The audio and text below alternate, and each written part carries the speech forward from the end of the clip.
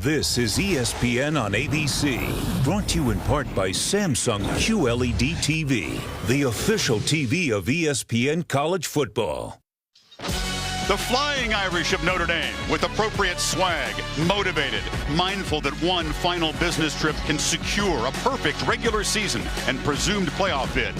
But USC's Coliseum conjures memories of shattered foregone conclusions. Can the heavy underdogs draw inspiration, salvage a bowl bid, and spoil the playoff dreams of their long-distance rivals from South Bend?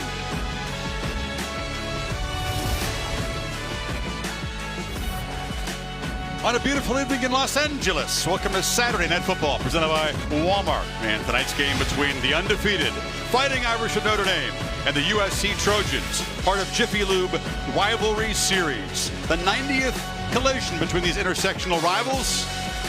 And for Notre Dame, everything to play for. The Trojans say they're more than spoilers tonight in the Coliseum.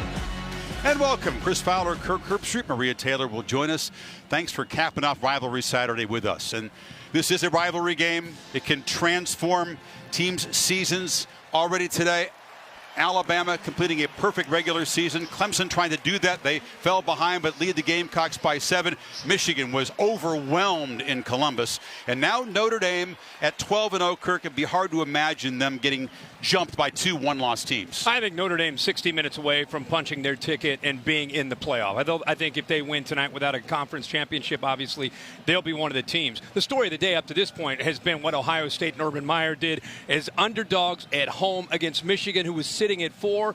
We needed something to possibly shake up that top 4. We now have that. We'll see what happens tonight with this game. For Brian Kelly's Irish, it is sort of unspoken but understood what's at stake. He feels good about his team's mindset. They've been businesslike and focused all season long. Yeah, just a veteran bunch. Very, very impressed with how they've gone about their business. Obviously, it's been well documented. Ian Book has come in and changed this offense around, giving them, I think, more confidence, and they've been able to execute better. I think the balance has been important. As much as we want to talk about Ian Book, I think Dexter Williams in the running game has been equally as important. The combination of the two, and actually, if you really watch Notre Dame play, they want to establish this run game with Dexter Williams 120 yards a game. That sets up Ian Book. If you're USC tonight and they have been destroyed with injuries, they've got to load up against Dexter Williams, take their chances against that pass game, because you got to start somewhere. And to me, you got to start with the run game. USC must win to avoid the program's first losing season since 2000. Get bowl eligible. Clay Helton is embattled at the end of his 3rd year. There's been no real public show of support lately from his boss, Lynn Swann, but you feel he's in pretty solid ground? I do, but you know how things go. I mean, he's done some things in his first 2 years that have never been done by a USC head coach. That's win 10 games or more. So, you know, this has been one of those years. It's a transition year. He's playing a true freshman quarterback who actually could be still a senior in high school, in JT Daniels. Now, he's got an arm. He's got accuracy. It's like most true freshmen, he's just been very, very inconsistent. Tonight, rivalry game. Thing to watch in this game is if his primary receiver's taken away, how does he respond? Does he panic and want to get out of there? But I'll tell you right now, if I'm Notre Dame, I'm worried about this speed right here. They can get downfield, and if SC has a chance, these receivers have to make some plays. Amon-Ra St. Brown, his big brother Equiminius, of course, played at Notre Dame, leads this team in receptions as a true freshman. You know the history of rivalry week. Weird things can happen. Can the Trojans shake up the playoff chase and spoil the Irish perfect regular season? Kickoff from the Coliseum coming up soon. The Nissan pregame rush is next, after this message and a word from our ABC stations.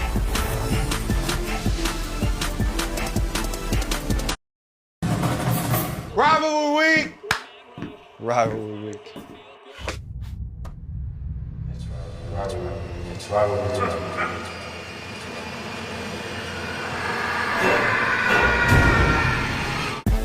Welcome to the Nissan pregame rush. Nissan, premier partner of the Heisman Trophy.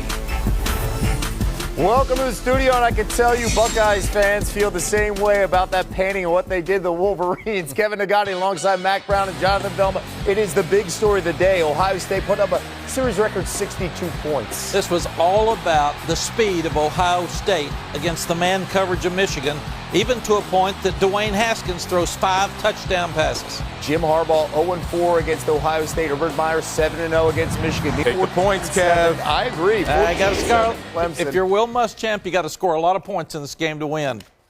Just catch the ball. I think that's what Clay Helton's telling his team right now, getting ready for Catch the ball. Notre Dame, which is undefeated. What must you see from the Fighting Irish tonight? Ian Book continues to play well, takes care of the ball. Special teams make USC take the long field with the young quarterback. Talking about the run game.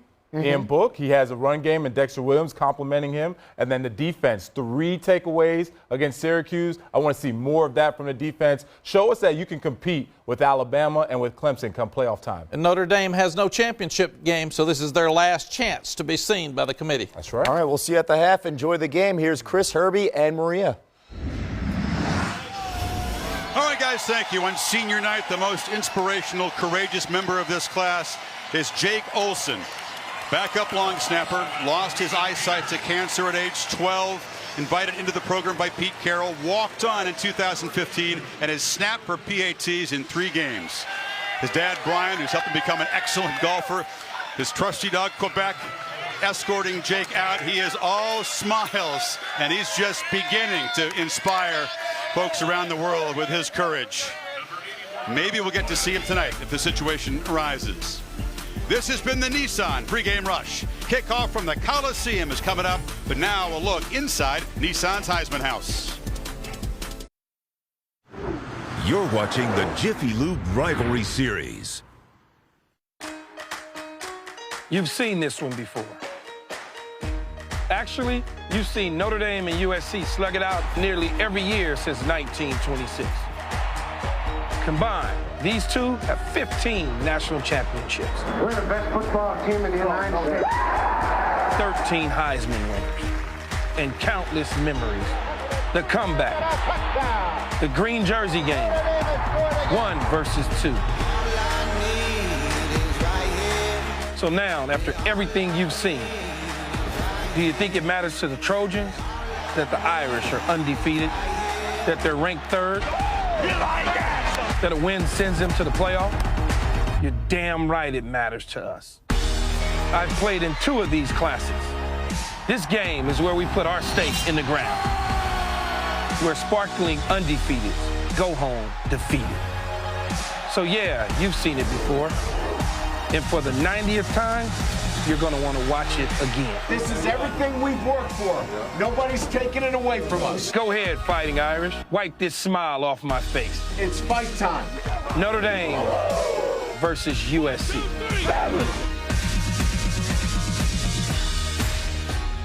And welcome back to this presentation of the Pac-12 on ESPN. All right, Kirk, Keyshawn Johnson is pumped up. He knows that this rivalry contains plenty of surprises, upsets over the years. A home team has won the last 5. Notre Dame came here in similar circumstances in 2012. You guys were here when they capped off their perfect regular season. Different feel with this Notre Dame team. Obviously this year, much better offense. Let's go to Maria Taylor. Thanks, Chris. All right, Coach, you've got an undefeated regular season, a college football playoff berth on the line against a rival. How do you need your team to perform mentally in order to avoid a letdown tonight? It's like every week, you know, it's a rivalry game, so there's emotion. You just got to stay in the zone, do what we've been doing each and every week, and that is we've executed very well. So it'll come down to really good execution tonight, but you got to stay in that emotional zone. You can't get outside yourself. If we do that, we'll be fine. All right, thanks for your time. Thank you. So Ian Book will have to wait. USC won the toss, and in a show of confidence, Kirk, they want the football for JT Daniels against this stout Irish defense. How about that? Win the toss, take the ball. So Justin Yoon, all-time leading scorer for the Irish, to boot it away. And Bayless Jones, number 1, the speedster, will field this one at the goal line. Jones slips one tackle, but is muscled out of bounds at the 21-yard line. So Daniels, in his 11th start, has made some brilliant throws. He's made some freshman-like mistakes. Can he avoid those tonight? Yeah, you see the 13 touchdowns, the 10 interceptions. Went to Mater Dei High School in Southern California, a place where a lot of USC quarterbacks have worked and grown. And You know, the game's moving a little bit fast for him. He's had an entire season to get these reps, game reps, invaluable to him to help slow this game down. And to me, he needs to get off to a good start to get his confidence established against this talented Notre Dame defense. Daniels won't turn 19 for a couple of months. Aka Cedric Ware as the tailback motions out, and they pitch it near side to Tyler Vaughns, who's near the marker, a 9-yard gain for the sophomore. And they've got some talent and experience. They've battled through some injuries. The leader, of course, in the middle, Lobendon, the center. Jordan Austin making his first start. Nice to see the senior get a couple opportunities here. Pittman is the dangerous receiver on the outside, along with Vaughns, number 21. And Daniels pitches it near side, and the catch is made by Amon-Ra St. Brown, who's had a monster freshman year, high school teammate of Daniels at Mater Dei. Yeah, a couple easy throws here early against this defense. We've talked all year about that defensive line. Okora, Tillery, Bonner, Kareem, Tranquil, a great leader. Coney makes a lot of plays on this defense. He'll be all over the football. Of course, the secondary, Julian Love plays with physicality. Gilman, Chris, will talk about him tonight. He and Elliott have both added a lot to this defense, and Pride has really grown as a technician on the other side of Love. Daniels throws again, safe throw, and the catch is made by Michael Pittman. So they spread the ball around, but an aggressive approach. Yeah, aggressive approach, and yeah, what do you have to lose if you're Clay Helton and USC? It's a game where people are expecting you to lose, and you got a freshman quarterback. You decide to take the ball. I love these first 3 plays. Soft coverage, get the ball out quickly, let him settle into this game, and give those talented receivers a chance to make a play. But Notre Dame keeping everything in front of them. They want to make USC drive the football. And a throw in the slot, and the catch made by St. Brown is into Notre Dame territory. Helton taking over the play calling duties the last 3 games from T. Martin. Yeah, and this is where you're going to get the RPO game going. The linebackers, Coney starts to get involved in the run game, and because he starts to show that he's going to come up against a run, it gave the young quarterback a nice throwing lane, and there's the maturity and experience that JT Daniels has shown. You know, RPO, the run pass option, he either can hand that football off depending on what the linebackers do. If they overcommit to the run, he pulls it out, throws that quick slant to the talented St. Brown. 4 plays, 4 completions. Daniels has to throw this one away. The screen just wasn't there. Jones was well covered. That's a win. I mean, that's a good job. A lot of quarterbacks, sometimes as a freshman, you have such confidence because of the way you're able to play in high school. You have a tendency to want to force some throws. They really worked hard with him this week to feel like, hey, there's nothing wrong with throwing the ball away. We just don't want to make those critical mistakes that have really cost this SC offense at times this year. Fast starts have not been the problem for USC. Finishing has been. Daniels from the pocket, slings it short again, and another catch by St. Brown. JT told me he thinks north of 100,000. That's how many passes he's thrown to this guy since they were 7th grade. Think about that. 100,000 over the summers and during seasons. That is amazing. If you don't have chemistry after that, Kirk, you never will. No. I mean, and you know, for 2 true freshmen to walk into this environment and play in the Pac-12 and have the year that they have, I think speaks volumes about that rhythm that they've established over the years. Irish fans in LA making some noise on 3rd and 7. Daniels has protection and delivers a strike. First down, and much more to St. Brown, who has been busy in the early going. They motion St. Brown out over here, and they get him underneath. Just kind of a stacked alignment, a bunch alignment with 3 receivers. He actually follows Pittman underneath there, and a nice opening in the middle of that defense. Well designed. You can see Drew Tranquil. He ended up going underneath with that initial receiver. It opened it up, and I'll tell you what, Clay Helton drawing up a few ball plays over there in this opening drive. But Kirk, can they get 7 in the red zone, not 3? The red zone's been a little bit of a problem for JT when the decision making gets accelerated. 115th in the nation in touchdown efficiency in the red zone. Malepeai picks his way, barrels forward, and scores! As the Trojans take it to the end zone on the first possession.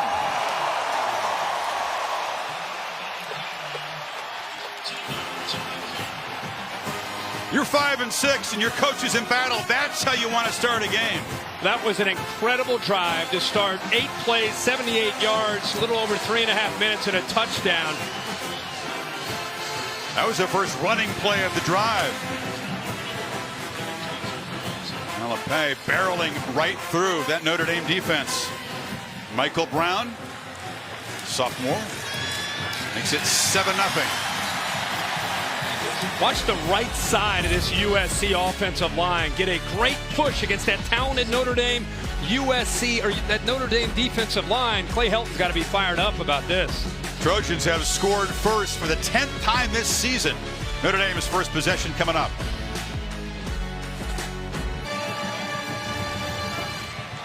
A poised start for the freshman quarterback. Daniels had a look in his face like that's exactly what he expected to happen with USC's first possession. Now the Irish offense will try to answer. 6 in a row, 10 of 12, they've drawn first blood. But holding leads, reacting to adversity when momentum switches, that's been the problem for Helton's team. Yeah, miscues, red zone efficiency, turnovers. They start fast tonight. Alex Stathouse boots it, and the fair catch made by Finke. So the Irish will take over at the 25-yard line. Ian Book, you talked about this, energizing this offense as a great distributor.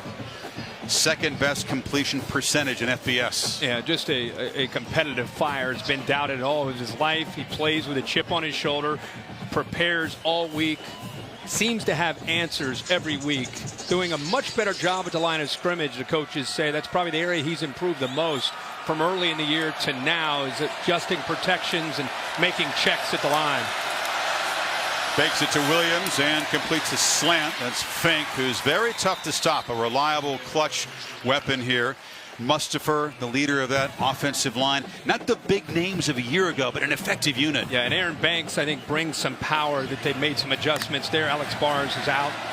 Irish playing with tempo, and Williams, who was an explosive runner, almost broke a big one, gets the first down against this SC defense. It's been so vulnerable and is so shorthanded. John Houston out, replaced by a freshman. Marvell Tell out. His backup, C.J. Pollard, out tonight. Yeah, there are a lot of injuries. Cam Smith has got to be the leader, 35 in the middle. Chase Williams, another true freshman, 17, playing as well. Book looking to throw on first down. It's an easy pitch and catch to Finke, and moves into SC territory. Another first down. Yeah, when you have that many moving pieces in and out, it can affect the communication. That's why I said Cameron Smith, 35 in the middle, has got to do a really good job of communicating, especially against this tempo that Notre Dame and Ian Book are presenting right now. Puts a lot of heat on Clancy Pendergrass and his defense. Smith, like Book from Northern California, they faced off in high school against each other, and there's one of those sideline routes that's so tough to defend, but it is broken up. That was a good job because Mack was out there. Watch Iman Marshall here, Chris. Watch the hands. He talked all week this week about that back shoulder fade. This is the big tight end Mack, who's out as a wide receiver. Love to watch corners that don't give up on the play, and eventually he strips that ball away from the big tight end. Man, teammates and family members called Biggie Marshall, the senior out of Long Beach.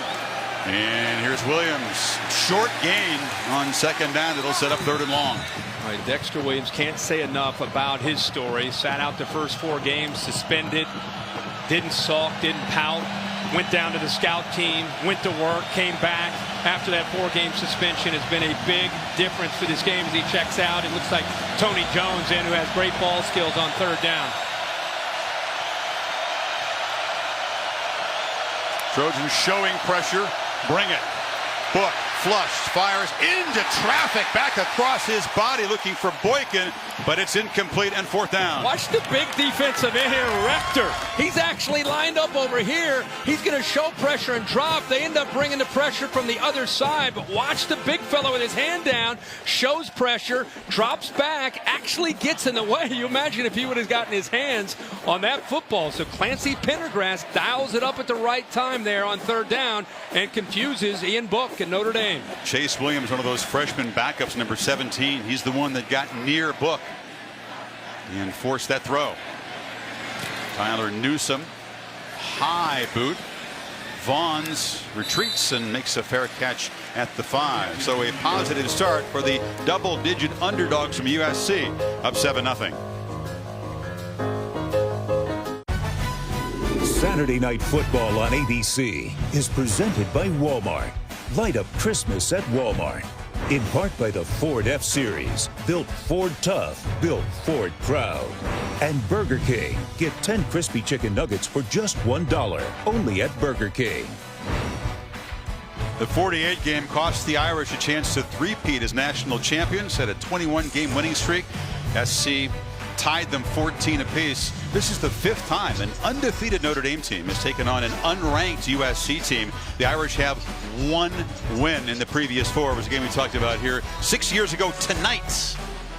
And we're off to an interesting start right now. There are a lot of people around the country hearing this score thinking, well, uh-oh. And they pitch it to Vaughns near side. And a 4-yard gain. Yeah, they continue to get the ball out of the hands of the young quarterback, JT Daniels. Exactly what they did in that opening drive where he had such a great opening drive, hitting 6 of his first 7. Well-designed play here on 3rd down to come up with a first down to St. Brown. And then great blocking on the right side. Malepeai ends up going into the end zone to give SC the first score of the game. And Malepeai is the back who motions out as Daniels looks back, and another low throw. Vaughn goes down and gets it, and Tyler Vaughns moves the 6 again in front of Julian Love. Looks very comfortable. Does. He looks really settled in right now, and he's throwing very accurately. Even this ball down low where just Vaughns can make a play on the ball in front of Julian Love. He does not look like, wow, this is a big rivalry. What's going on here? I'm a true freshman. Not at all. Seems very settled. Handoff. Malepeai is going to be knocked down. He's going to send it back to Matt Berry for a studio update. Guys, good evening. Time now for your Dr. Pepper Championship Drive. 7 late in the second. Never know in rivalry games, do you? 2nd and 9. Malepeai motions again, and a flag, and it's been a problem. These kind of pre-penalties. Snap infraction. Offense number 50. 5-yard penalty. 2nd down. Toa Lobendon is a graduate, a captain, a guy who moved from tackle to center. Erratic snaps have been a big problem. There's so much responsibility on his shoulders, calling the protection. Yeah, well, especially when you have a freshman quarterback behind you. You've got to make sure everything's secure up front. They've had a lot of moving parts around him. He's been a bell cow for him for 3 or 4 years.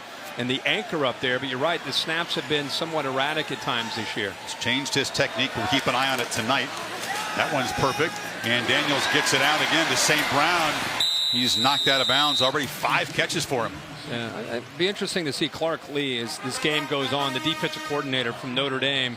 See if he ends up deciding to change. Right now, very early in the game, 2 teams still feeling each other out. But he's had a lot of coverage, a lot of soft coverage, just trying to keep the ball in front of that secondary. Trying to see if this USC defense has the USC offense has the discipline to drive the ball on them as opposed to giving up the big play. Tighter coverage now, Kirk, on 3rd and 7. That's St. Brown in motion. Daniels has protection. It's a crossing route, and the catch is made by Pittman, who stretches and does move the 6 again to the 32. Boy, that's a great call. Kind of a mesh route. Watch him go right across, right in front. Cromenhoek, the tight end, gives him just enough room there to be able to pull away from Bracey. Pittman has great speed at 6'4", 215 pounds, and I love that extra effort. I think that extra effort just got him enough for the first down. You're right, though. Again and again, Clark Lee and Kelly said the one thing that'll kill us is losing in tame. Not putting a cap on the coverage, allowing those big explosive plays. They haven't done that yet, but Daniels has been very patient and very sharp. Yeah, he's in a rhythm. Watch him on film. That's the thing that stands out to you. He's a rhythmic passer. He likes to get the ball out of his hands quickly. Notre Dame giving him those simple reads right now to allow him to get into that rhythm. That's why I think Clark Lee, as this game goes on, I think you're going to see him have to start to change some things up, bring his corners up a lot tighter, try to take away some of the easier throws. Interesting visit with JT yesterday. He's quite a complex character. We'll share more thoughts about that throughout the broadcast here as they pitch it far side to Bayless Jones. He's got blazing speed. The Irish contain him, but it's another first down. And they took the receiver, the running back, Ware, out in motion and just used him as a blocker. Got him out in front along with the other receiver, Pittman, who's out there. And both of them picked up 2 nice blocks and another throw where the ball's out in less than 2 seconds. Great respect for the Notre Dame defensive line and pass rush. And Clay Helton has designed a lot of plays to be able to get the ball out quickly. Ware, the senior from Texas, checks in, and he breaks a few tackles and falls forward for a big first down gain. Maria. Well, Kirk, you mentioned the defensive line and pass rush of Notre Dame. Their defensive line coach, Mike Elson, was telling them that they have to win their gaps, and that's been a problem, but also getting their hands up quick, getting ready to bat some balls down with the quick pass game that USC is giving right now. You know, Maria, this gap integrity, a big part of Notre Dame's defense for any defense, but it's been a real strength of theirs this year. We'll have to keep an eye on and see how well they do with those great linebackers in the inside, Tranquil and Coney. Daniels pitches far side. Vaughns with a cushion. Is going to be tackled for another first down inside the 45. He's seeing those soft corners, and he's taking them. You know, a lot of times he has an option to either run the football, or if he sees that soft cushion, just take the easy throw, and he'll take that throw every single time. And right now, you talk about being in a groove to start the game. 12 of 13 to start this game. Yeah, the incompletion was a throwaway. Yeah. From the pocket again. Another pitch and catch in front of the coverage. And the ball comes out. It's loose, and the Irish fall on it. Troy Pride, the corner, as the turnover demons hunt the Trojans again and kill a promising drive. And if Clark Lee were sitting up here in this booth right now, the defensive coordinator from Notre Dame, this is what he would say. Yeah, we're giving up some easy throws, but we want to make them execute without doing that. Without fumbling, without having miscues with penalties and mistakes, which, again, has kind of been the theme this year for USC's offense. So giving up some plays, giving up some yards, but it works out perfectly for Notre Dame because they get the turnover. The 19th for USC. They are minus 10 on the season.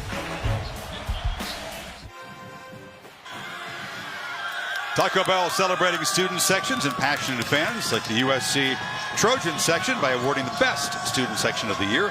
Go to ESPN.com/Taco Bell to see if your team made this week's rankings and see how your school can compete. And these SC students know this is an important moment in this game. Late first quarter for the Irish with the takeaway. Their second possession moved to 28 yards before punting the first time, but this SC defense needs to make a statement right now. Yeah. That fumble's not going to affect this team.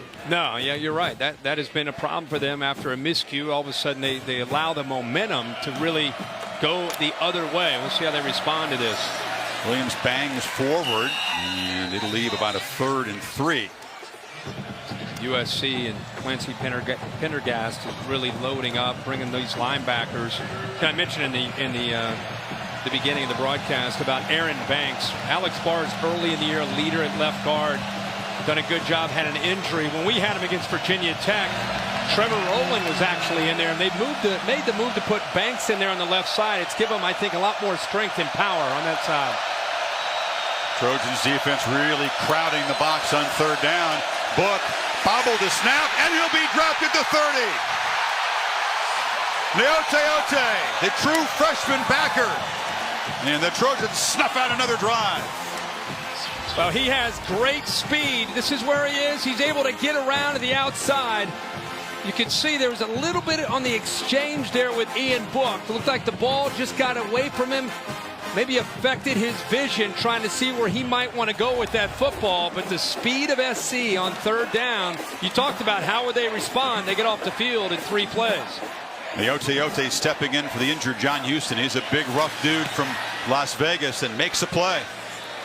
Newsom, the deep punt. Vaughn driven back to the 15, and Vaughns makes a cut, and it's directly upfield, and good return out near the 40.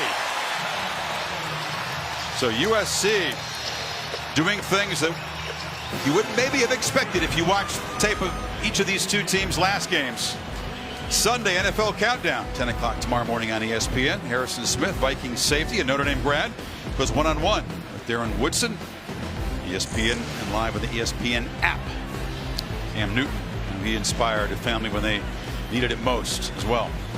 Of course, Harrison Smith, a former Notre Dame Fighting Irishman, did a good job here as a safety, and now has gone on to have a really outstanding NFL career. Vaughns with a 22-yard return, setting the Trojans up at the 38.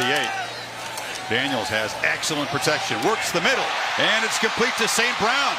That connection has been productive. Trojans in Notre Dame territory. Watch how he works from the out. Remember, they've been throwing a lot of things to the outside. This time he's going to work back over to the middle against Tranquil, who's an outstanding cover linebacker, but he works back to the football and right there catches the ball with his hands, not his body, reaches in front of Tranquil, all hands, going back to that rhythm between two true freshmen. Great evidence of that right there. Youngest of the St. Brown brothers, all of them receivers. Where barrels forward, running hard, and they finally wrestle him down at the 36. Another first down. I'll tell you what, this offensive line on tape, you look at it and you think they're going up against Notre Dame's defensive line. How are they going to do? And watch them. Are you kidding me? They're pushing people around. They're getting up to the second level, and they're getting a hat on Tavon Coney.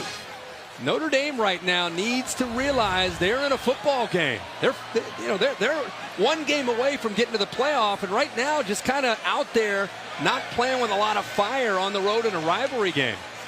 Trojans 172 yards offense in the opening quarter. Daniels just missing the one pass. It was the throwaway. 14 of 15. Malepeai, who scored the touchdown earlier, hit hard and driven back after a 3-yard gain by the corner. Julian Love, who's an excellent tackler over there. Julian Love does a good job, but Gilman came in there. That's the way you like to see a safety come up and run support. And he has been a leader for them this year. He sees run, he immediately steps up and does his job filling in the gap. He's tied for second on the team in tackles coming in, and he and Jalen Elliott, his growth, I think both of those guys, you always want to look at the corners, but the safeties of this defense have been big this year for the Irish. Irish defense that overwhelmed Syracuse last week in Yankee Stadium. 6 sacks against the Orange. And Malepeai breaking tackle still. One team out there, a couple of flags down. This is probably going to come back. But one team is playing with a whole lot more energy and grit right now. Yeah, one team. This is rivalry Saturday. One team that's the underdog out here to prove everybody wrong, and the team that's favored. I mean, they're right at the finish line and getting to possibly a playoff. And right now they're just out here just kind of going through the motions. On the offense, number 50, 10-yard penalty, second down. David Epperle, part of this ACC crew. That's the contract in this rivalry. The visiting team brings their conference officials, and of course the ACC works with Notre Dame. Lobendon trying to get out in front there and trying to get a block there on Drew Tranquil. Tranquil's hustle there, I think, actually forced that penalty by the center. Brisk first quarter, just 32 seconds to go. Long second down, and St. Brown pitches the ball in front.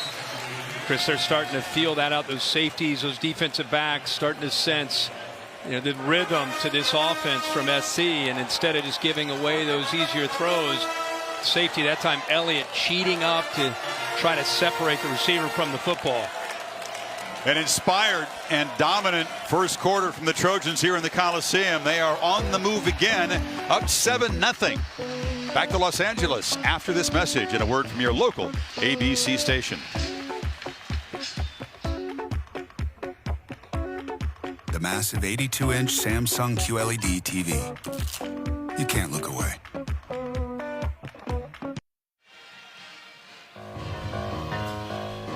Set for the second quarter. Does the Peanuts theme get you in the Thanksgiving mood? Sure it does. We're thankful for our entire crew that works so hard to bring you these broadcasts all season long. What a first quarter for USC. Boy. Notre Dame, last 4 games, they've outscored their opponents 50-0 in the first quarter. And for the season, 112-23. No traction yet for the favorites from South Bend. A 3rd down and 13 to begin the quarter.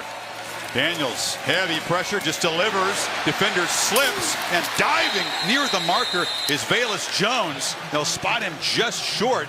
Yeah, he picked up enough yards here where Clay Helton, even though they came up short, is thinking about 4-down territory.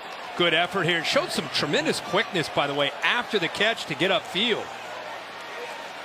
Once again, JT Daniels stood in there as the Irish tried to rattle him with pressure. Didn't work. No, but the ball still came out fast. He still was able to get the ball out pretty quickly.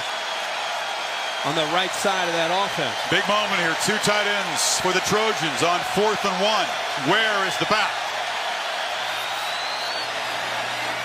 And Ware, bang, straight ahead, first down at the 25. Khalid Kareem did a nice job at getting off the block here by Austin Jackson. Watch 73, gets off of it. Just a little bit too late to get into that backfield. The left side of that offensive line does enough to get a push.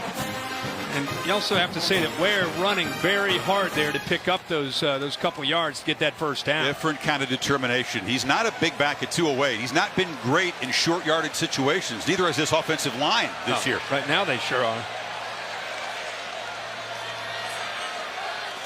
Daniels again flips it out quick. Blocks on the edge for Vaughns, who slips another tackle. The Irish are not tackling well at all in the early going. Now, a lot of that has to do with the skill that they're going up against. I mean, you're going. We talked about in the open. It's not just about JT Daniels as a freshman. We talked about for Notre Dame containing the skill on the perimeter. They've got some wide receivers that can make you miss. They also have receivers that can get downfield. And so far, Notre Dame is struggling right now against that SC speed. Daniels and the Trojans making it look easy. Ware knocked down after a short gain. Would the Trojans show a pulse? Some of their fans wondered. The answer so far a resounding yes. Start to get down into the red zone area. It becomes a different approach for Notre Dame. No longer kind of that mentality of keep everything in front of you. Now you got to get a little bit more aggressive, make the throws more challenging, tighten those windows up. Malepeai ran it in for a touchdown, the first red zone trip for the Trojans. But the Irish very stout in this department, just allowing 16 touchdowns in the 30 red zone trips by opponents this year. Look at that time of possession. Notre Dame has run only 9 plays in the 2 possessions. Daniels near side, low throw. That's really his first bad throw of the night. I was going to say the exact same thing. It's the first time we've seen him not be able to put the ball. The receiver can not just make a play on it, but hit him in stride where he can do something after the catch. It's a nice long throw. He's more than capable of making that throw. He just looked like he may have short-armed it. Notre Dame, look around at Notre Dame's energy. Just kind of guy. This is a team with great leaders. Don't see much. No, I just don't see a lot of energy right now. It's almost like they're waiting for somebody to make a play to kind of spark them. Had the one fumble recovery earlier, but not spark the offense. And now Daniels retreats and delivers into traffic. A flag comes in near the line of scrimmage, and was Vaughns making the catch.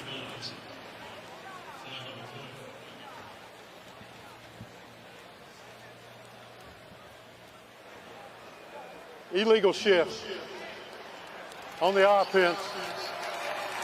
That penalty is declined. 3rd down. Penalty doesn't cost them, but it's symptomatic of some of their red zone struggles this season.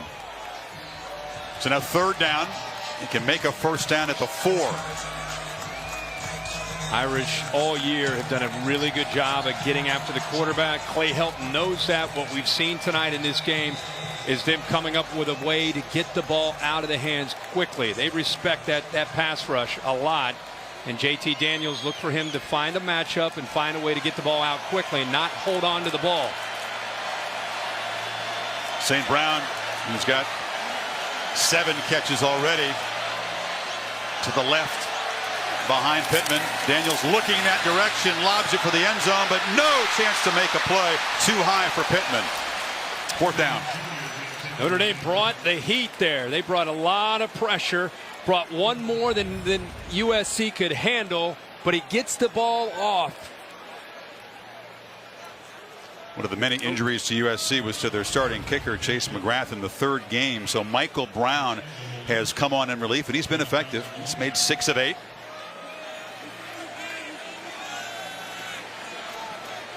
This is from 30 yards.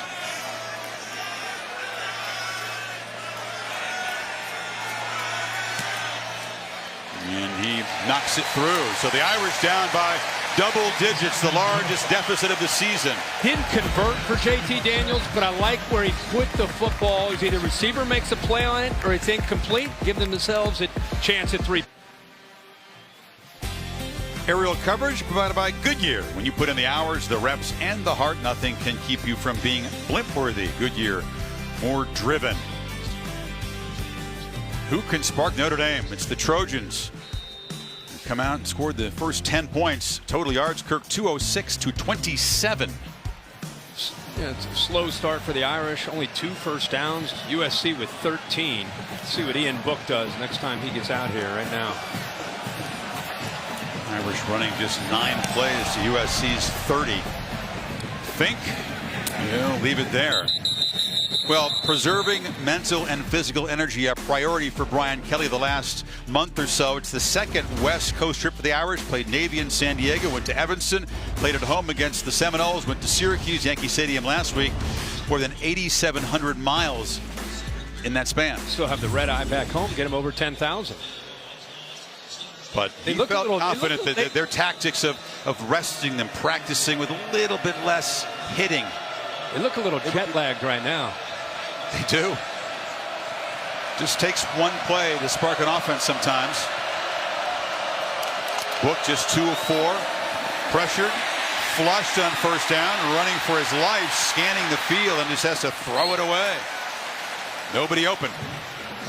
Nice job here of kind of mixing up the looks, trying to keep this Notre Dame offensive line guessing.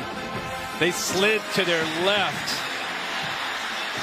They had USC had 2 defensive ends walked up all the way up on the line of scrimmage, and Notre Dame ended up moving that offensive line, sliding it to the left, and made it easy to try to get pressure on them that time. The Hawaiian Jordan Iosefa was giving chase. And now they flip it in the flat. Williams is an effective receiver. Gets ahead of steam. Almost busted a long one out across the 40 before Cameron Smith stopped him. First down. They did it. This is a very well-designed play. Watch Notre Dame come in here with a couple receivers. Reason that's big is Cameron Smith is trying to stay with Dexter Williams in coverage. They get the ball out there, kind of set up a screen there to get him some room to get out in the open field. And now Book, a downfield shot for Boykin over his head. Good coverage over there by Biggie Marshall. He's a tough man to beat one-on-one. That's a great matchup to watch tonight with Boykin with that catch radius at 6'4", 228 pounds, and Marshall on the other side, who's played a lot of football in the Pac-12. Physical corner, and really has done his film work and studied Boykin. You can see him having his hands on Boykin and getting his head turned around, waiting for that back shoulder fade or high fade ball. He plays on the right side almost all year, Marshall. They got him shadowing Boykin tonight, playing on the left as Finke makes the catch. It'll set up a 3rd and 4. USC constant movement. They're not just sitting with 4 down linemen and 2 linebackers in nickel coverage. They are moving on almost every snap with their defensive line, bringing pressure with those linebackers. Irish yet to convert on 3rd down, 0 for 2.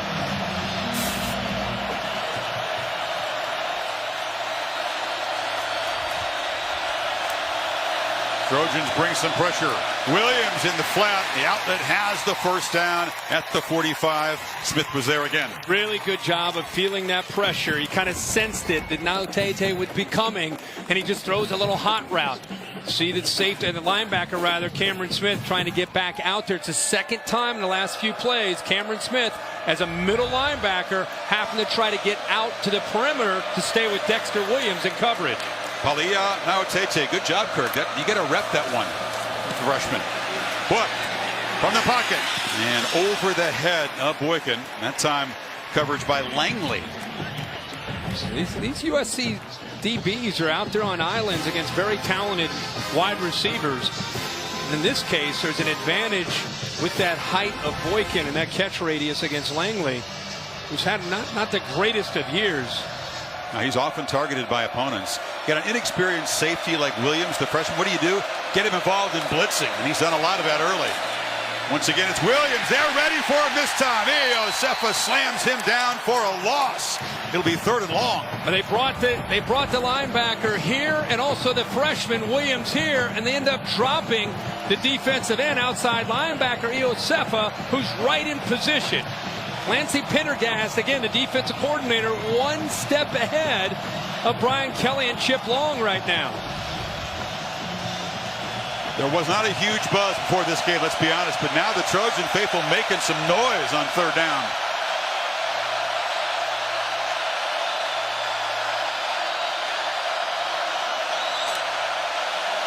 Finke. He's got to make a whole bunch of people miss, and he does. Fighting, not a first down. It'll be 4th and 4, but the ex-walk-on who's gotten a lot stronger to break tackles like that gives him a chance on 4th down. Yeah, you got to love Chris Finke.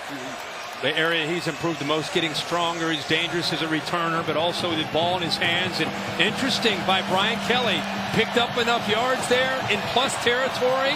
Feels that he wants to give Ian Book a chance here. Got a lot of one-on-one coverage on the outside with those wide receivers. Looks like SC's going to blitz him.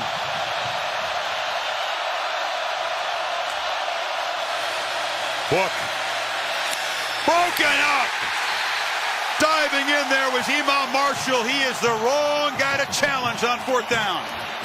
But what coverage and what a night that Ian Marshall has had. Watch him out here on the right side. Jump this route and anticipate the short yardage that they need for that first down. He's not thinking it's 7 yards or 8 yards downfield. He's right at that first down marker. That's where experience comes into play. Smart. Nice job by Imam Marshall to knock that ball away.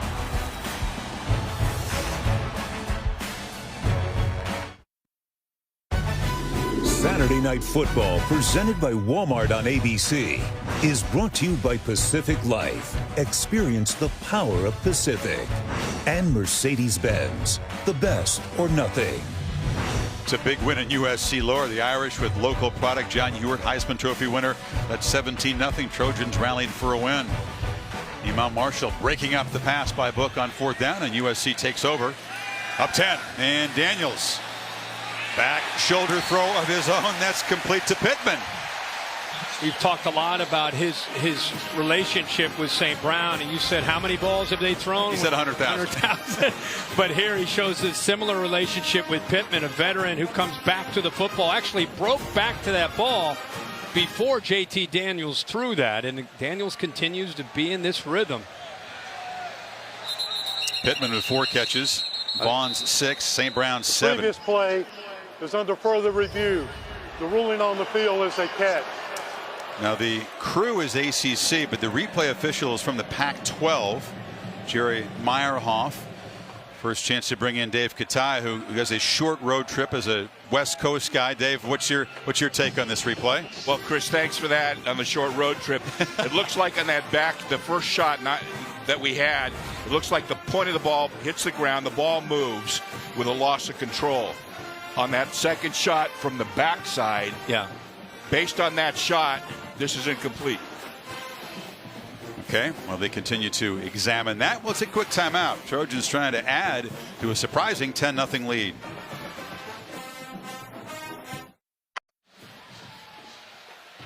USC campus from above. I'll tell you what, the Texans and the Titans have a hard act to follow after the Rams and Chiefs ran around here last Monday night, but it's a good one. 7 in a row for the Texans as they take on the 5-5 Titans. ESPN2 has the game in Spanish. It's also on the ESPN app. There's some grass left here after that. Yeah, that was a great Monday night game in history. Great game, and that's become a nice rivalry between the Titans and the Texans. Big one for Braves and the Titans.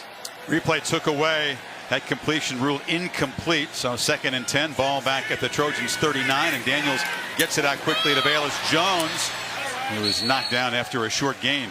3rd down. Notre Dame catching a break there on that overturned completion, puts them USC now into 3rd down.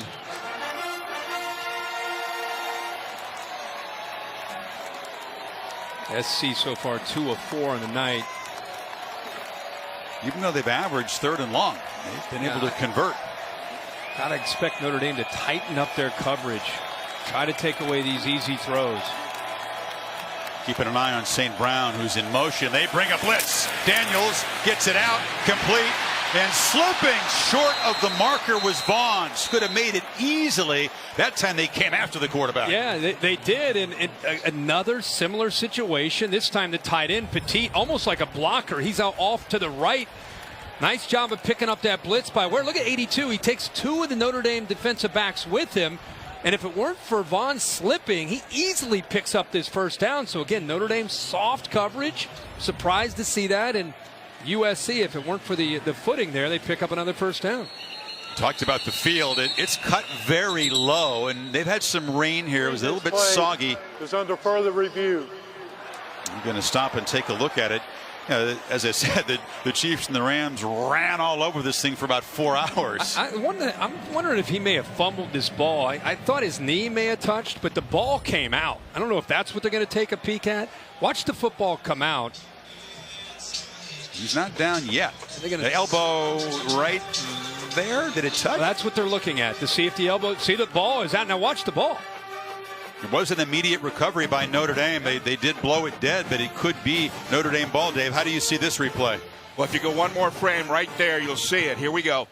He's got control of the ball now. Watch the elbow go down. There's no ball movement. Right now he's securing the ball. I've got him down. You got him down with that right elbow. Down. Okay, I could see that. Looked like he did touch. There wasn't much weight in that elbow, but it maybe just grazed the turf. That's what it looked like to me. After review, the ruling on the field is confirmed. 4th down. I just want to give my tip of the cap to the boys upstairs who are quick on the button, because twice now, good job of pushing that button to get the call to stop the game, to be able to review a couple plays that were very close. Amen. We've seen him a little slow. Yeah, it was great. Slow in the button sometimes this year. Great by the boys. Keep that slip in mind as Budrovich tries to pin the Irish deep, and the lefty gets it high and short. And they bumped into Finke, who still makes the catch. It's going to be a penalty on USC's coverage team. Did well to maintain his concentration. And now some tempers, and Irish beginning to show a little bit of fight back here. That's what they need to do. If you're USC, you want to keep him in his trance. You don't want to start fighting. That's a good word. just let him just kind of keep sleepwalking. See the clear fair catch. Interference on the kicking team. Number 47. 15-yard penalty. First down. Yeah, he got close, and then Finke on the bounce actually fielded it very well. So that'll move the ball, and the Irish will begin this possession from the 36-yard line. A very quick first half, just 7:01 until halftime. And now this is where you would think that Notre Dame, based on the team we've watched since Ian Book has taken over and Dexter Williams has been as a back, they've had a few series now to look at this defense and what they're doing, make their adjustments, and now you'd expect them to see what they can do here. But look at this. Williams is swarmed and dropped for a loss, and this defense, which has been gashed by many opponents in the run game, showed up ready tonight. Yeah, and look how they're just attacking. No regard at all for what Notre Dame might do to them trying to throw the football. They're shooting right through those gaps, being disruptive. And right now, Notre Dame doesn't have an answer for that. They've got to get the ball out on the perimeter, away from all that inside pressure. And Kirk Boykin and Claypool, their two stud receivers, have been shut out so far. There's a second and long run. Williams is going to be stopped after a 3-yard gain by Cam Smith. 3rd and long. I'm telling you, Chris, the way Clancy Pendergast is bringing pressure in the middle with linebackers and safeties, that is tough sledding right now in the middle. They're going to have to continue to work to the outside. Looks like Kramer comes out with a helmet going off, and Ruland will come in at right guard on a 3rd down.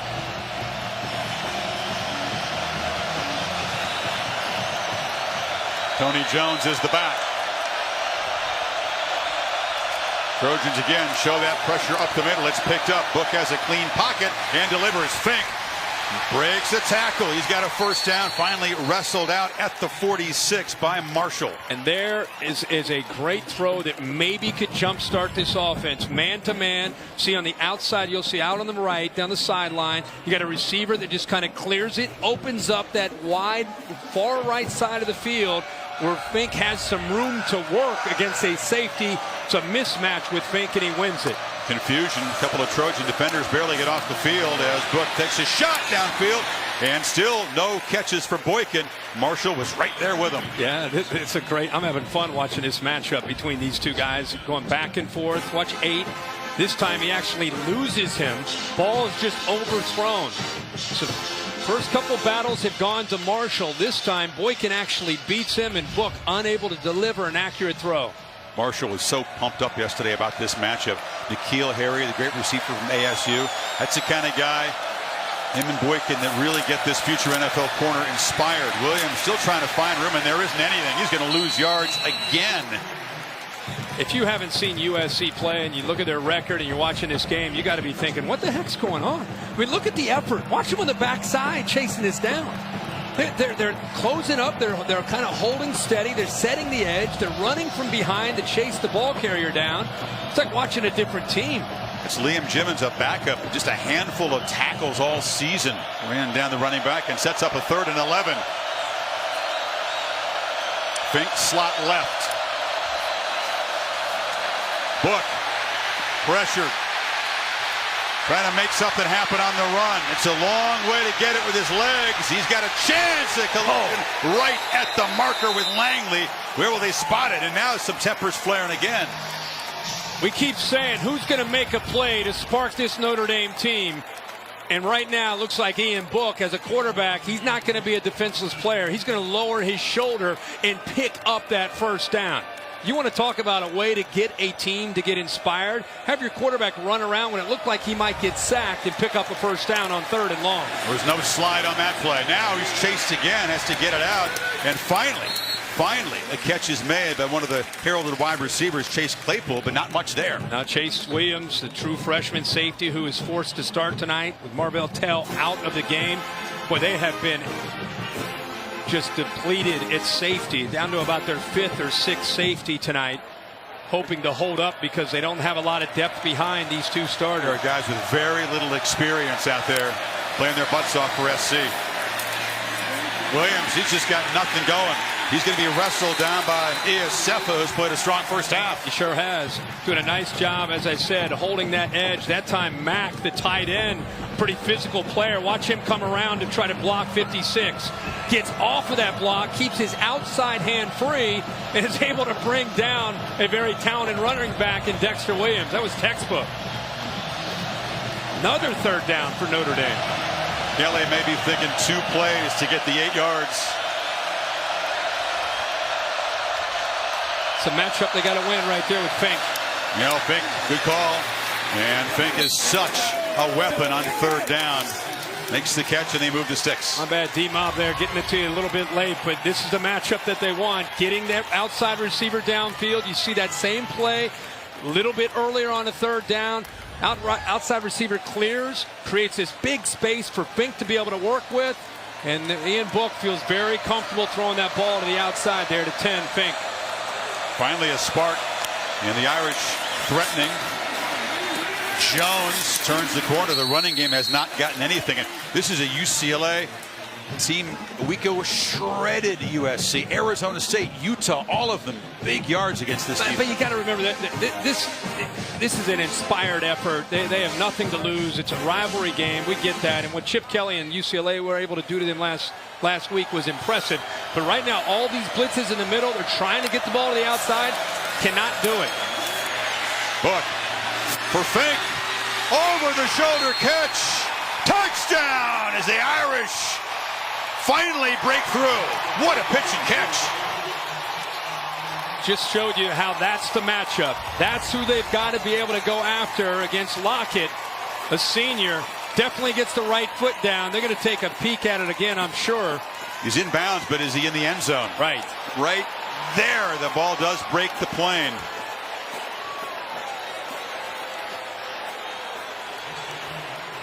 All these big, tall, physical wide receivers on Notre Dame, they have not hurt the Trojans. It's been the ex-walk-on from the slot making all the plays. And that run by Book, you're right, Kirk, that may have sparked this offense as he picked up the first down yardage. 10-7 now. I think USC brought pressure right through here. They're also going to bring a safety that's going to come through here. Watch Ian Book. Watch his presence in pocket feel. Slides to the left, buys himself time, and there is a lot of room for Finke to work against Lockett. Great throw again by Book. Remember that 3rd down play where he gave great effort to pick up the first down, and Finke Kettering Alter's finest from the Dayton, Ohio area. Doing a great job here. He's got a career high in receptions and yards already in the first half. Book able to convert on 3rd and long 3 times. Needed 10, 11, and 8 on 3rd down plays. Got them all. That one run right at the marker was huge. So Bayless Jones to receive Justin Yoon's kick. And he will have a chance from the 2. The speedster slips 1 tackle, but he's stopped short of the 15-yard line as we go to the Bear. Chris Felica with the Aflac Game Facts. Nice pick, by the way, Ohio State over Michigan, Fleek. I'll give you that. Thank you very much. I appreciate that. Someone on the set had to do it, and Bryce Harper as well. But tonight, this game, 6 times since 1990. This is the 7th, where we've had a top 5 Notre Dame or USC team taking an unranked Notre Dame or USC team. Previous 6 games, the top 5 team won all of them by at least 9 points. Every single time except for 1. Unranked Trojans giving the Irish everything they can handle tonight. Yeah, they sure are. This is an example of those rivalry games. There's a greater history in this rivalry than most of these kind of surprises where foregone conclusions just get crushed.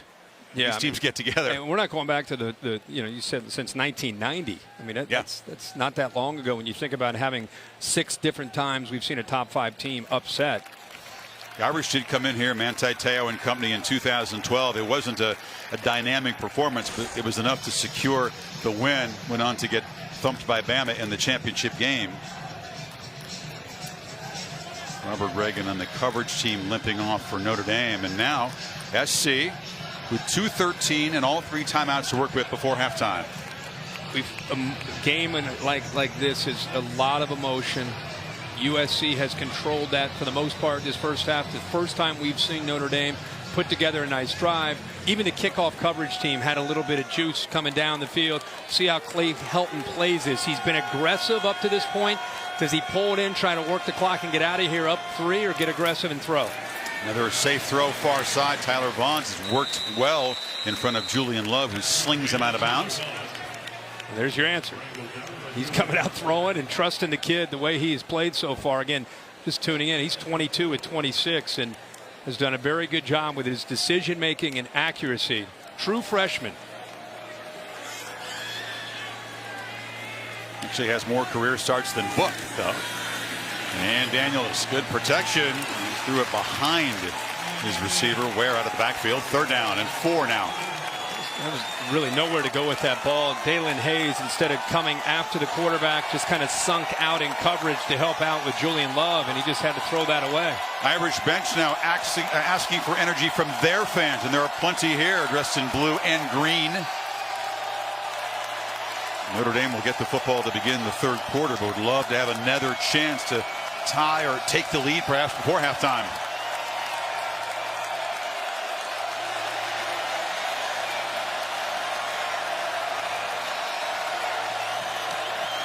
Tighter coverage now. Daniels takes a shot downfield, looks for Pittman, who makes a catch in Notre Dame territory. He beat Bracey. What a play. Got a freshman out there in Bracey. Clay Helton told us this week, we got to win these 50-50 balls. Got to go up and make a play. We've got talented wide receivers. Michael Pittman is a junior at 6'4" with the ball up high in the air, intentionally by Daniels. Gives his receiver a chance. He goes up and makes a big play. 35 yards, an enormous play to keep possession and perhaps momentum.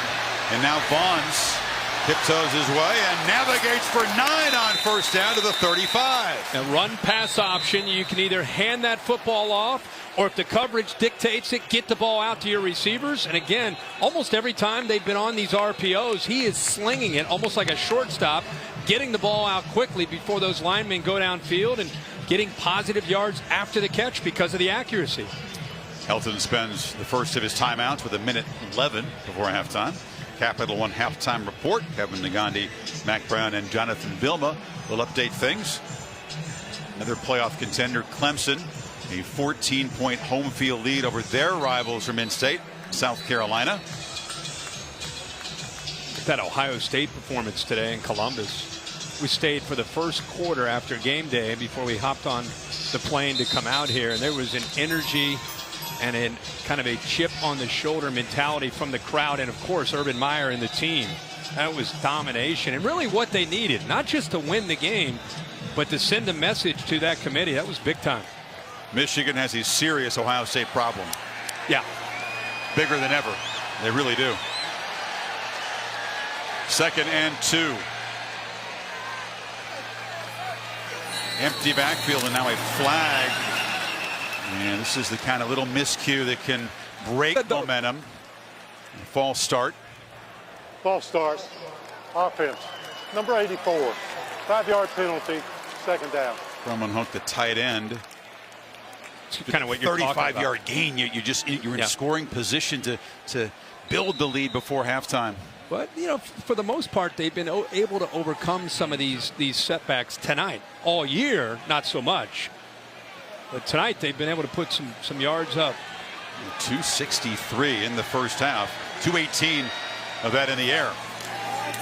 Play action. Daniels again has protection and delivers a throw on the sidelines, and the catch is made beautifully by Vaughns. Another first down. Watch. They do a really good job at taking this away, but he sticks with it. What extension there by Vaughns. 6-2. They dropped Okwara out. That took it away, and instead of giving up on it, scrambles, buys a little time, and eventually finds his intended receiver, Tyler Vaughns. Vaughns targeted 10 times, 10 receptions. That was full extension, wasn't it? Beautiful. You talked about the talented playmakers. Daniels dealing to a bunch of 4- and 5-star guys. Now steps up, slings it across the middle. Catch made, ball out again. And the Trojans in the scrum may have retained possession. Gilman, the safety, punched it loose. And they're signaling takeaway. The second USC fumble after a catch. Wow. It's Drew Tranquil with it. Gilman knocks the ball out coming up. He's made so many big plays for this team. He intentionally gets his hands on the ball, rips it out of there. He came up with 2 interceptions last week. Ball is out, and then it's a scrum. You see a lot of white jerseys there trying to come up with it. It's actually between the legs there of St. Brown. But Notre Dame able to wrestle that ball away and get it. Alohi Gilman, the junior from Hawaii, made so many big plays. And Tranquil, the ageless one, 51st game for the Irish. Is under further review. You're going to see perhaps if St. Brown did control the ball while he was on the ground with his legs before the Irish grabbed it out. Well, he makes a great play, and the throw is outstanding. Ball clearly out. Ball's between his legs, and I mean, you can see his hand go down to try to get it, but then it's a free-for-all, and Tranquil, you can see ripping that ball away from him. He was trying to press those thighs together, get one hand down on it before the scrum arrived. Dave Kataya, it is difficult to overturn a call on the field in this kind of scrum. How did you see this review? There's a recovery in the immediate and continuing action, but Chris, you're exactly right. You have to have a clear recovery. If you do not have a clear recovery, you've got to stay with a call on the field. So far, I have not seen anything here that shows me a clear recovery. And Dave, you can't recover it with your legs, no, right? No, you cannot recover it with your legs. That is not considered possession. Well, he's got. See, he's trying to get his hands. Get one hand down there. Yeah, exactly. But there's Tranquil immediately trying to rip it away. That's a Pac-12 replay crew, ACC officials on the field. This is an enormous replay review. It's either going to be USC ball at the 15 or the Irish will have it. Yeah, I mean, you talk about potentially blowing an opportunity for USC. I mean, they're down at the 15-yard line with a minute to go. At the very least, 3 points. They had a key turnover. If you go back to the Cal game, very similar to this. On the field stands. First down, Notre Dame. So fumbles after catches by Pittman, and now St. Brown. Irish football a minute to go. They've got 3 timeouts. Sure do. Missed opportunity by USC. Very good job by Notre Dame and Gilman. Again, that was not an accident. He got his hands in there and knocked that ball out.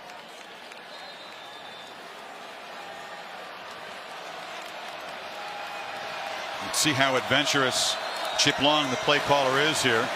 Book flushed, and he'll be dropped. A short yardage sack by Tuipulotu. I'm going to see how Brian Kelly and Chip Long decide to approach this. 3 timeouts. They do get the ball to start the second half. Remember, SC won the toss, elected to take the football.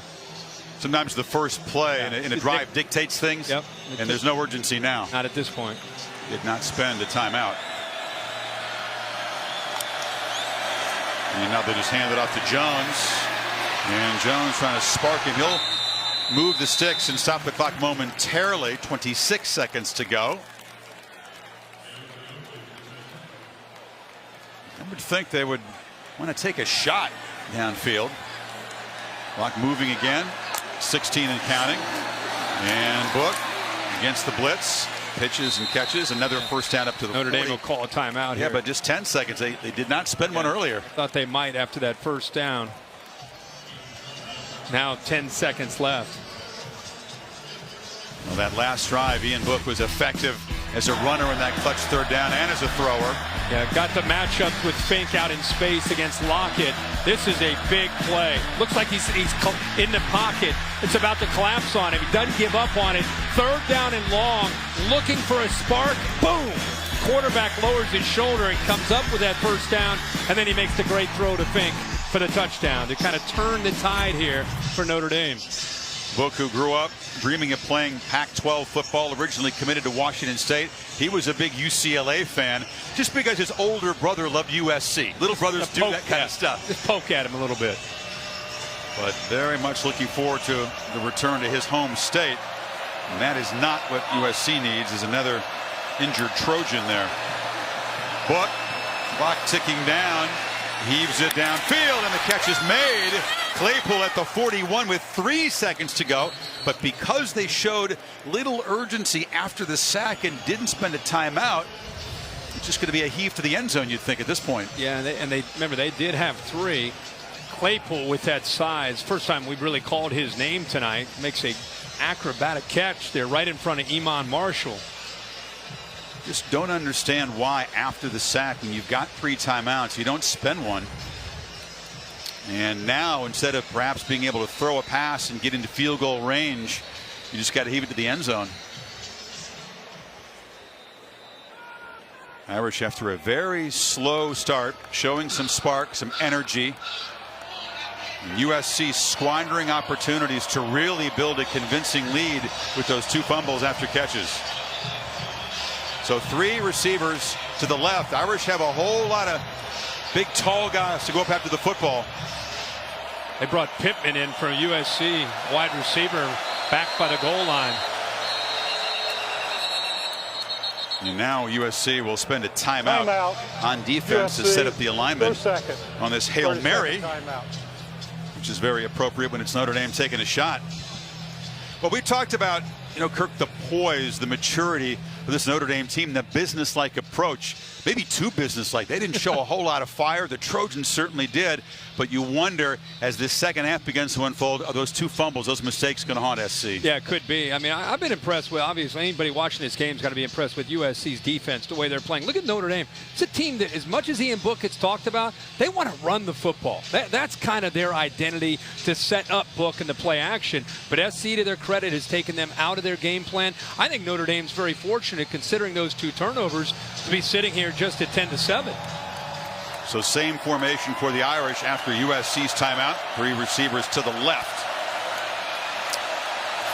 A presumed Hail Mary to end of the half as Book buys time and launches into heavy traffic at the goal line. It's caught by Boykin, who's going to be dropped a few yards short of the end zone. Quarterback couldn't quite get it there, and it cost them a chance at points. Wow. You talked about the height advantage. Boykin right there, 6'4", goes up in the middle of that, all those bodies, and comes up with that catch.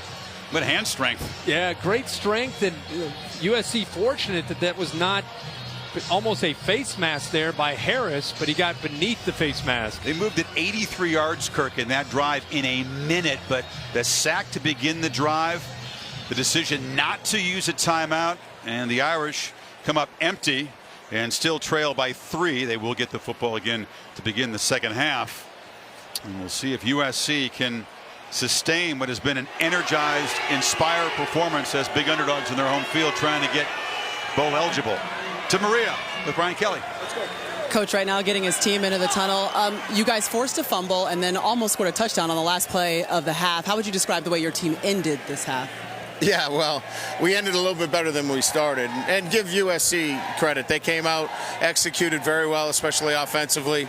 You know, and we've got to tighten up. We were a little too soft defensively. I thought we tightened up a little bit better. And offensively, how do you continue to find that balance with the run game as well? Well, they're loading the line of scrimmage. We got to throw the football right now and make some plays down the field. A lot of guys at the line of scrimmage, a lot of pressures. We'll navigate some run game out of there. We'll make some adjustments at halftime, and then we've got 2 quarters, so we'll make some adjustments and come back and play a little bit better in the second half. Thanks, Coach. Yep. I think Brian Kelly could give a seminar on how to do the halftime interview maybe in the off season. Indeed. JT Daniels, though, 26 of 31 in the first half. Trojans cling to a 3-point lead. The Capital One halftime report is coming up right after these messages. You're watching the Jiffy Lube Rivalry Series. Set for the second half at Coliseum. Saturday Night Football presented by Walmart. This presentation of the Pac-12 on ESPN, part of the Jiffy Lube Rivalry Series. The 90th collision between Notre Dame and USC. A pretty surprising first half as the underdogs lead by 3. Chris Fowler back with Kirk Herbstreit. Irish will get the ball, Kirk, to begin after that close call at the end of the half when they were tackled at the 3. What can they do to get this running game going? It's been a major problem. I think you're going to have to throw to set up the run. And I thought we'd see a little bit more of that in the first half just because of the way SC is defending this offense. Makes it tough to run the football. And Stenhouse boots it deep.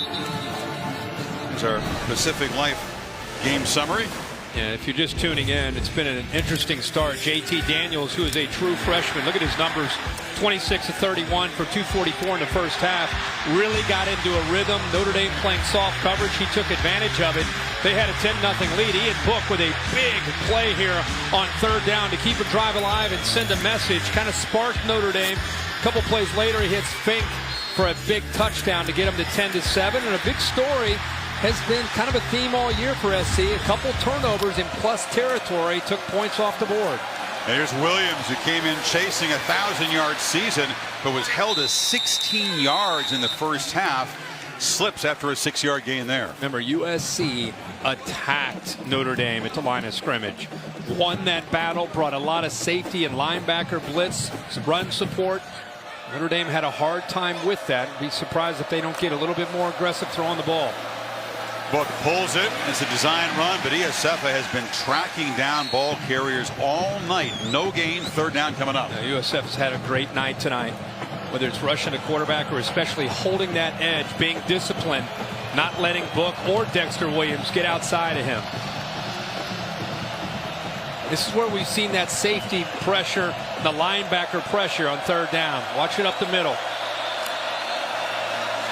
Book rolls and throws for the sideline. Incomplete. Claypool wanted a flag against Marshall. Did not get one. Here comes the punt team.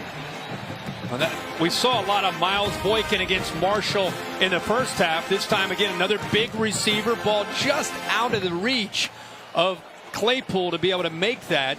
Pretty tight coverage once again there by Iman Marshall. There was no flag and none was deserved, but I'll tell you what, you got to find someone else to attack the Iman Marshall. He is tough to beat. I agree. I think you got to go back to the slot with Finke against the safety. Booming kick by Newsom. Vaughns will let it go over his head, and this is going to be an effective way to flip the field position as the Trojans will take over at the 10-yard line. Maria?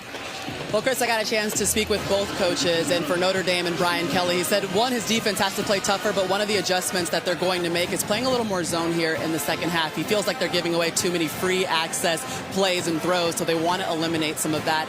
As for Clay Helton, he loves the way his freshman quarterback is playing JT Daniels. He said he's taking exactly what the defense gives him. He's not making critical errors, but he told his team, we have to finish. That's been a key this entire season, is the way that we finish games, and here's a great way to finish the regular season. Yeah, finishing, that's been the challenge, and you wondered how would they recover from those 2 fumbles by receivers after catches. It's the kind of thing that caused them to unravel against Cal, for example. They had a 14-0 lead. Boom. Irish get a big hit from Gilman. Just a very impressive duty. Small town Hawaii guy, went to Navy, transferred to Notre Dame, sat out last year. Watch the textbook form here. You want to see how to tackle? Right there. So many times you see safeties just come up and use their shoulder, just have a big hit. That was a big hit, but he wrapped him up. That is as good as it gets. Quiet guy, respected leader on this defense. Daniels has a bunch of time, flips it short. Ware just dropped it, had his back to the defense, and lost the handle. 3rd down. Here's a little adjustment right here, dropping Okwara, who's a pass rusher, out of the flat. How many times we've seen quick throws out to the edge? Drop the pass rusher, give him a different look, and as a true freshman, that's where JT Daniels struggles, like most guys do. That primary receiver's taken away, he starts to get uncomfortable, starts to panic. They weren't able to do that much to him in the first half. That's an adjustment here to start the second half. And the mistake by Ware, you saw his head spin around and look for a defender. So 3rd and 7. Irish brings some pressure, and it's a heave, and flag comes in. That was Bracey defending Pittman. That was just a prayer by the quarterback. Yeah, that was just throwing it up and hoping. And pass interference on the defense, number 35. First down. Well, they were pushing back and forth. You can tell that Bracey out there on an island against a talented receiver, impeding the receiver from getting to the football, grabbing onto that jersey and pulling. First penalty for the Irish, moves the ball to the 26. First down. Marquise Stepp, the young back, number 30 in the game for USC. They fake it to him, and Daniels, a downfield shot, another 50-50 ball, except you get 0% chance to complete it when it's thrown out of bounds. Tillery was there in the quarterback's face. So now Notre Dame just rushing 3 on some of these pass downs, getting guys out into the flat. Okwara again dropped out into the flat. Brian Kelly telling Maria, probably telling Clark Lee, too, the defensive coordinator, hey, let's take away some of these easy throws. Let's make him have to throw the ball downfield. Don't give him the underneath throws. You surprised? So few hits on the quarterback. I know the ball's coming out early. Coming out quick. Makes it tough. They have not been able to affect Daniels very often. And now, Stepp, the young back, takes off and is knocked down to the 30. This is his 4th game, so Helton can play him in this game, and with the rule now, preserve the redshirt season. Yep, good point. And if there's anything I've been surprised by, it's been that USC, for the most part, holding their own in the trenches, not just pass pro, but even when they've run the football, they're getting movement up front against that Notre Dame defensive line. Once again, it's 3rd down. As the Trojans trying to continue the march that began back on the 10-yard line. Play clock winding down. Daniels with the pressure closing in, delivers to Pittman. He came back to the football, and they'll spot him short of the marker just across the 35. Yep. Rushing 3, dropping 8, giving him more to have to read and decipher. Makes the right read, but the ball brought him back, and his effort, like as you said, Chris, he kind of jumped back to the ball. If he would have just stayed where he was and caught the ball and went down, he would have had a first down, but instead he's about a half yard short. Helton hesitated. He doesn't want to punt here, but he thought better of a gamble. His own 35. Not often you can say that he's trusting the defense this year, but he is tonight. And Budrovich gets a high spinning punt that Finke will just let bounce. It goes backwards and will roll out of bounds at about the 34. So the Irish defense get a stop. They go back to work down 3.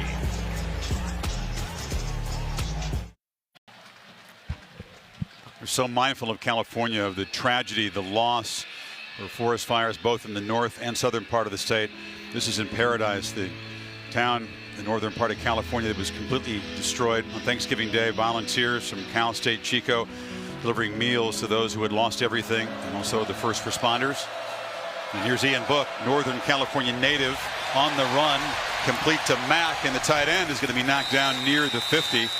Cam Smith told me, another guy who's from that Sacramento area, Kirk, he's going to go up and in his break between semesters try to volunteer and do some good work for those who in need in the northern part of the state. Yeah, it's impacted so many people in their lives, the families. Great to see Cam Smith taking the time to get involved. Tremendous ambassador for this program. Now Williams finally has some room. Dexter Williams in the clear and in the end zone as Notre Dame takes the lead. Bottled up, controlled all night, Kirk, but a 52-yard explosion for the running back. And really give Chip Long a lot of credit for this play. You can see the lineman pull, but actually they're coming back this way. Affected the eyes, not only of the safeties, but the linebackers as well. Picked up a nice block there by the tight end, Komet. Just really little misdirection up front.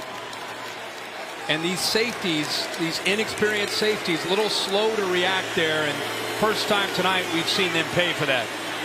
And Jane Harris, one of the experienced safeties, he slipped as he was trying to track Williams down. Notre Dame once down 10, now up 14-10.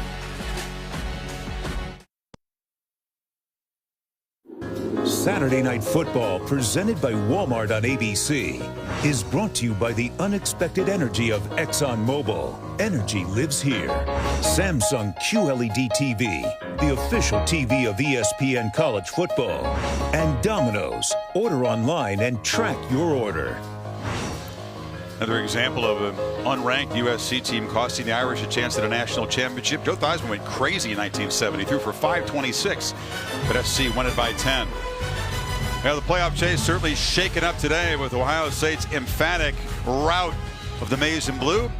Sunday, December 2, this selection show, noon Eastern time, will be the exclusive reveal after the championship games next weekend. Irish, of course, don't have that hurdle to clear. They can finish their business and complete a 12-0 regular season that most believe would certainly be good enough to get in the playoff, and they have the lead for the first time, 14-10. Jones from a yard deep. Doesn't really get a chance to turn on the Jets. He's dropped at the 21. And now, Kirk, one of those moments in a game. JT Daniels so sharp, so poised in the first half, but this kind of adversity after the squandered opportunities in the first half to build a lead. This is so huge right now, I think, for this team and this quarterback. Well, especially because of what we've seen from them this year, and not just JT Daniels, but they've had a hard time overcoming adversity. And here's some adversity right in their face. You can see the yards, their advantage, time of possession, almost everything in their advantage, but 2 turnovers in the first half. Notre Dame comes out charging with a couple nice plays there to get a touchdown up on the board, and see what they do here. It's Ware, and we'll see if that touchdown run by Williams energizes the Irish defense. See if they have a more aggressive approach against Daniels in the second half. Yeah, and I also think what worked in that first half, a lot of quick throws, a lot of things where Daniels was able to make quick decisions and his receivers were making plays. He was spreading it all over the field, whether it was Vaughns, St. Brown, Pittman. They all were winning some one-on-one battles. Kind of got to get back to that. Got 4 on first down. It's a 4-man rush. Downfield launch and a jump ball on the sidelines. Incomplete. Now they're going to say catch by Vaughns. He went up, somehow got it and stayed in bounds. I don't know how. Remarkable play and adjustment by 21 Vaughns. Does he get his foot down? He does, and has possession. Great look at that right there, right over Julian Love, who is actually in pretty good coverage. Ball was thrown up where Vaughns makes a play but had to make a heck of an adjustment. 11th catch, and now productive first down run inside the 40 by Ware. Now they come right back and attack the interior of Notre Dame. Seeing the center Lobendahn able to get up to Coney. He's had some success doing that. I love how Clay Helton hits the big pass play, comes right back to the interior run, really almost before Notre Dame's defense could get their hands down on the ground. Marquise Stepp, young freshman, back in the game, but another flag before and a false start. Yeah, the left tackle moved. And Tyler Vaughn's a guy. False start. Offense. Number 73. 5-yard penalty. Out of Second down. Pasadena, was the third-rated receiver in that recruiting class. He redshirted a year, had 57 catches last year as a freshman. And a monster night tonight. Oh, he's going to have to continue to make plays to give them a chance. It's one thing to make plays in between the 20s. They got to get the ball into the end zone. Clark Lee's been rotating that defensive front. Two-back look. It's Jones in the backfield as he motions out. They barely get the play off, and now there goes the young man barreling forward. Step from Indianapolis. I think he's got a big future here. Yeah, again, very similar. There's nobody on the center right here. It gets him up to the second level. Lobendahn's athletic enough to be able to get up there. He had Coney in the previous play. This time he's able to get into the way of Tranquil and positive yards and then running game for USC. Interesting to see a young freshman who's had a limited responsibility all year. Now in there toting the rock against the Irish in a big game. And he's got it again. It turns the corner and is just run out of bounds by Love. He's by far the biggest, strongest USC tailback. 230 pounds and came all the way from Indianapolis to have a chance to play for SC. Got to the corner. Looked like Notre Dame had done a nice job of stretching that out, but just when you thought he might get pushed out of bounds for a short gain, he turned the corner and got some positive yards. Step is out, Ware back in on 2nd and 4.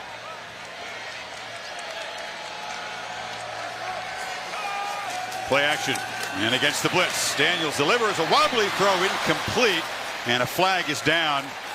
That's going to be a hold on USC right in the middle. The center, Lobendahn. It's like he just grabbed Coney, just threw him to the ground. Tavon Coney, the top tackler on this defense. Holding on the offense. Number 50. 10-yard penalty. Second down. Maria said that he was the one guy trying to provide some energy and a spark in the first half and forces the hole. Yeah, got his money. Body slam. That's been a big matchup. Lobendahn against Coney, run game or when Coney has blitzed. Just when you're starting to put together a drive, another penalty has set you back. 2nd and 14. Ware trapped right at the line of scrimmage by Tranquil. 3rd down and long now. I love how Tranquil, who's a former Rover, has adjusted to playing in the inside and how quick he's able to diagnose his play. No hesitation at all. Able to get up into that backfield and make a play in the back behind the line of scrimmage. Great linebacker plays. It's about being instinctive and being able to just quickly kind of assess what you see and pull the trigger. That's what he did there. Could Daniels make a throw on 3rd and 14? Irish don't bring pressure, and it's almost intercepted by Coney, who anticipated and jumped the route. You know what he did is he's following Ware, who comes out of the backfield. Ware will come out here. Coney's here. He's going to stay with him and does a good job of just putting his eyes up. And all of a sudden, it's boom, the ball hits him. Almost comes up with the interception. A quick slant. They're trying to throw it behind him or in front of him. Daniels that time just not doing a very good job of being able to see where Coney was. Very short and high kick by Budrovich, and it's going to bounce backwards and be down around the 15-yard line. Midway 3rd quarter, Irish back to work, up by 4. Chip Long making adjustments at halftime, does a good job with some misdirection against an aggressive defense here. A little naked to get that defense overflowing because of that aggressive approach to get the ball out in the flat to Mack. Very next play, they're going to pull the left guard and the left tackle. The linebackers are reading those keys. They get confused following the quarterback. Instead, misdirection goes the other way, and they're getting the ball out on the edge that last drive for the touchdown. From the 12, it's play action, and now they flip it to Williams, who couldn't corral it just behind him.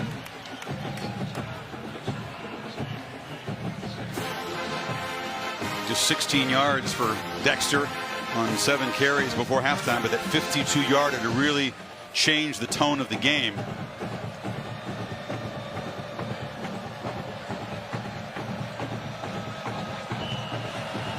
This Trojan defense was so many inexperienced guys, backups, freshmen, walk-ons.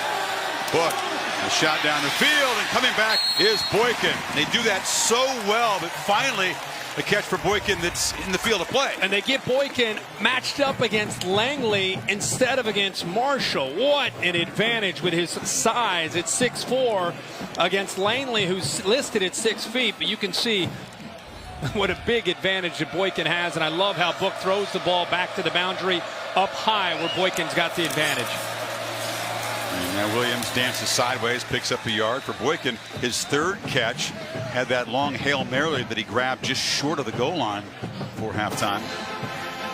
Boy, he's been a big part of the success of this offense, and all the attention has gone towards Ian Book and Dexter Williams. These receivers led by 81 Boykin have been a big part of that. Boykin and Claypool both the right of the formation. It's Marshall over that side as well, and they fire across the middle, and Claypool beats him. They beat Marshall. That battle won by the Notre Dame receiver, and they're set up for the 36. Watch the offensive line. For this play to work, you need time, because that play took a while. Claypool, boy, he has really improved. They tell us he's a much better practice player, gets separation, and there's Book throwing the ball with some velocity. Book in traffic, retreats, directing traffic, and now just throws it away. Very, very important for SC's defense to step up here, because Book is starting to get his mojo.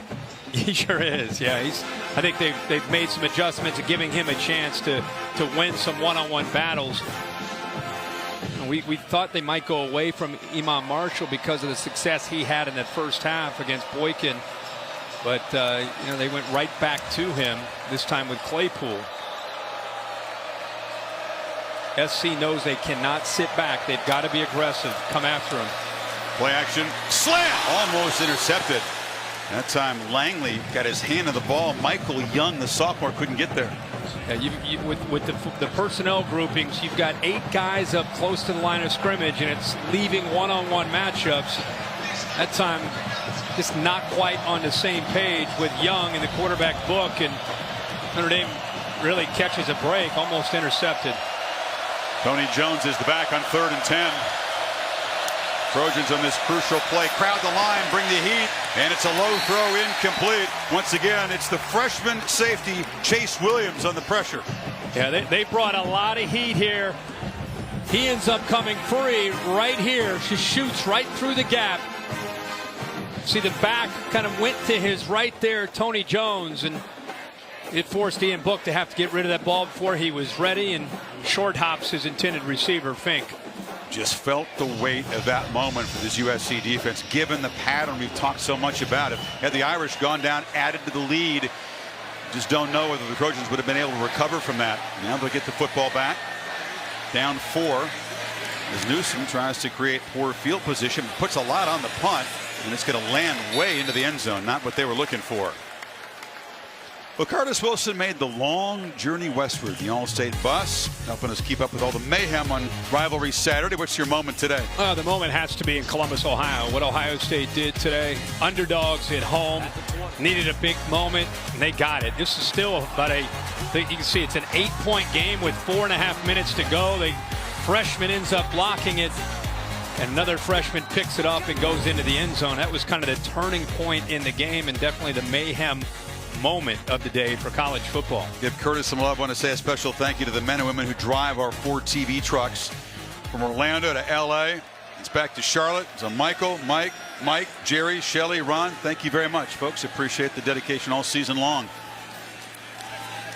Daniels, plenty of time to throw on first down. Now just checks it down, and it's Ware who battles right back to the line of scrimmage. Yeah, this is really like watching a different offense from the first half to the second half, and a lot of that has to do with Notre Dame doing a better job of taking away those simple throws and the RPO game, the run pass option.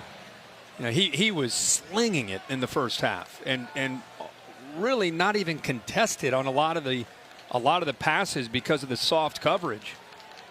And he's not had that same opportunity here in this second half. They're making him hold on to the ball. And now the play clock winding down, Helton will spend a timeout. Talked about JT Daniels. Is an interesting guy. Visiting with him yesterday. He's a guy that has that combination of wisdom for his years, yet naivete. He's got a little swag to him, no doubt, but also some humility, Kirk. Interesting. He said never in his life had he failed athletically, had he had adversity, but he was philosophical about this season. He said he's glad that he experienced it now and not later in his career here or in the NFL, because he clearly expects to have a long NFL career after 2 more years here. Oh, of course, and the USC has such a great heritage of USC quarterbacks that have gone on to not just play well here, but up into the NFL, and he's definitely has poise for a young man, and could still theoretically be playing high school football this year. Yeah, repeated 8th grade, sent him back here, then compressed junior and senior year academically together to get here as an 18-year-old. Ware is dragged down after about 6. It'll be 3rd and 4 as we check in with Matt Berry. We have a good one in College Station going. Travion.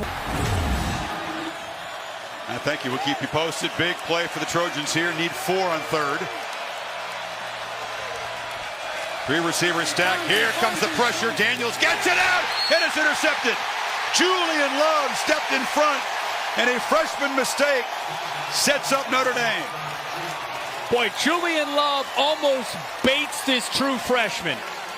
Almost baits him to throw the football. I thought they might go to the bunch down to the bottom of the screen. Watch Love's eyes on this short route, anticipating this on 3rd down and short. Watch him. As soon as he sees that outcut, he jumps the route immediately. Again, the awareness from a veteran corner on a 3rd and 4 play. He saw the route, he jumped the route, and the big question is, was he able to get his hands underneath there and secure the ball? Let's check it again. Does he control the ball without the ground aiding in that control? That's the definition of a catch or not. I think the ball hits the ground. On the field is an interception by Notre Dame. Yeah, it sure did. The Pac-12 replay officials have been active tonight. They've been quick on the trigger. They've made some good decisions. And Dave, this appears to be pretty clear cut after that angle. I would agree. Just the ball simply touching the ground doesn't make it incomplete. But when it touches the ground, you can see the ball move. He doesn't have control. My opinion, this ball is incomplete. There's another look. But what a very athletic play to make the catch. But I think, it clearly bounces on the ground there. To me, you just see a lot of college corners not aware that the down and distance. Here it's 3rd down and 4. That's the best look at it, where you see the ball hit the ground.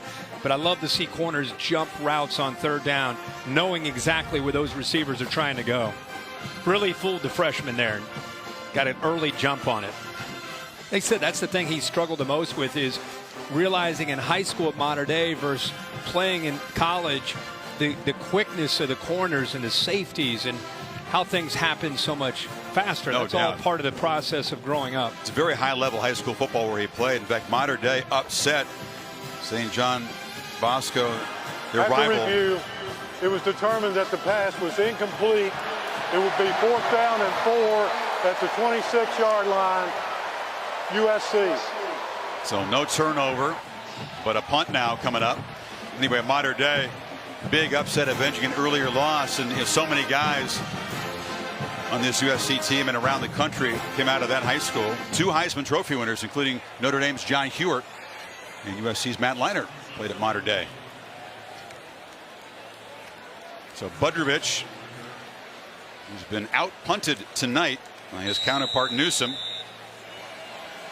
Finke awaiting at the 34.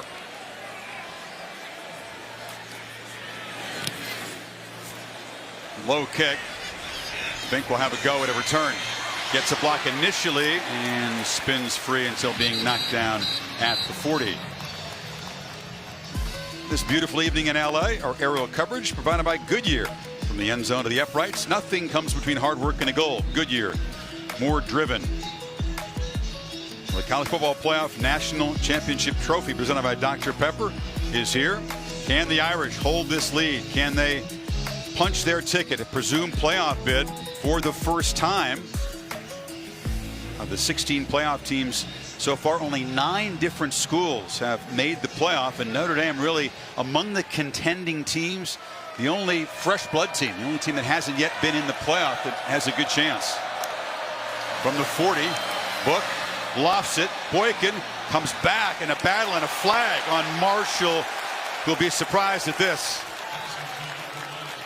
Well, they're both pushing back and forth. Pass interference, defense, number 9.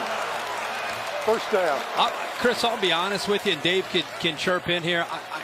Because he had his head turned around, and because he was looking at that football as much as you see the receiver, I feel he's entitled just as much to get to that football as Boykin is. I'm surprised by the call there. I absolutely agree with you. They both turned around. They're bumping each other. It's a no call. Yeah. Here's the official's hat cam. He said 9. He meant, of course, 8. Marshall. Ball at the 45. First down. Pump fake. Downfield shot. Fake is running free, and Book missed him. The overthrow is the slot receiver. Yeah, they could have had 6. Yeah, they've gone away from him. A little slant, little hesitation, and go. And Harris completely fooled. Nobody behind him. Again, that's the matchup in the first half. That's where they scored their first touchdown when they went up against Lockett. This time against Harris. Harris bit on that little hesitation move, and Brian Kelly knows he missed one there. Book screamed at himself, and Kelly with the predictable reaction. That was an opportunity to bust this game open. And that's what Book's done, is he's hit those kind of plays, consistency for this offense. Second down, clean pocket, no chance to make a play. Tried to find tight end Wisher.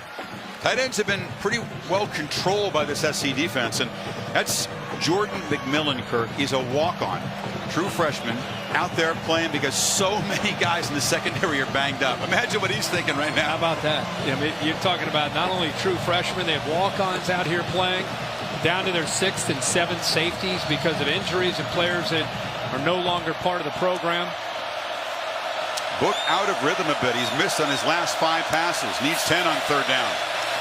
4-man rush. Gets it out. Catch made. Claypool crossing route. Knocked down short of the marker by about 2. Is Kelly in the gambling mood here? That is a big-time collision by Claypool, who's coming across from the left all the way to the right.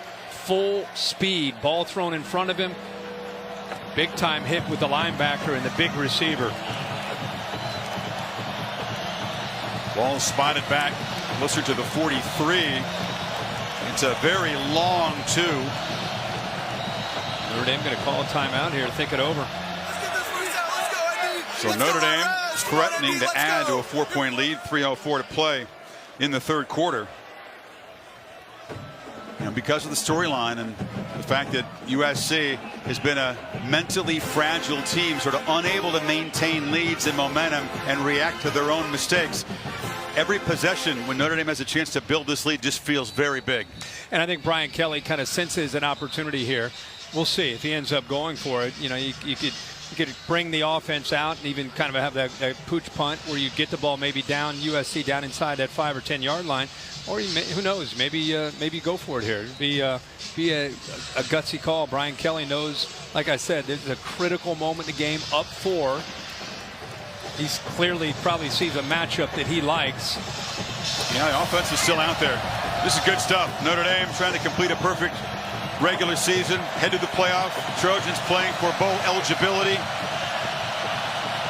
Can they get a stop? It's Boykin in motion. Book flips it in the flat. Catch made. Williams first down and a lot more. Well, that was pretty easy down inside the 30. You got man-to-man, and you've got a linebacker who's going to try to navigate his way through traffic and try to stay with him. That is a great play, well designed there by Chip Long. to get the matchup that they wanted to exploit, saved it for the right time at a critical 4th down, and they execute. Now, Ote was coming on the blitz. They flipped it right over his head. And now, potential backward pass. Finke is going to spin free, work very hard. It's a very exciting 1-yard loss. He was looking to throw it downfield. You ever play Kill the Man in the backyard? I mean, that's what he looked like there. I mean, he's in the backyard just running around. He clearly wanted to throw the football, but SC took that away. And look at him. He's like, uh-oh, I'm out of here. Nope. Whoop, this way, that way. He almost got out of that. Slow to get up. 2nd and 11. Williams running right, not going to get the corner. He's going to be dragged down for a loss by that freshman Chase Williams, who's stepping up big tonight. That is really impressive to watch this little guy here. Watch him. He gets off a Claypool. Nobody picks him up. They figured Dexter Williams can beat the true freshman out there on the edge where he's got some space to work, but Chase Williams brings him down. The guy had his knees scoped. He was out earlier this season getting a chance because Marvell Tell is out. C.J. Pollard is out. Talk about growing up in a hurry. Big time. And now the Irish just on the verge of blowing the game open. Again, face a 3rd and long. Book delivers down the middle. Too high for Finke and almost intercepted by Ajene Harris. It's 4th down. Here comes the punt team. Well, they've gone to Finke. Soft cushion there. Ball thrown back behind him.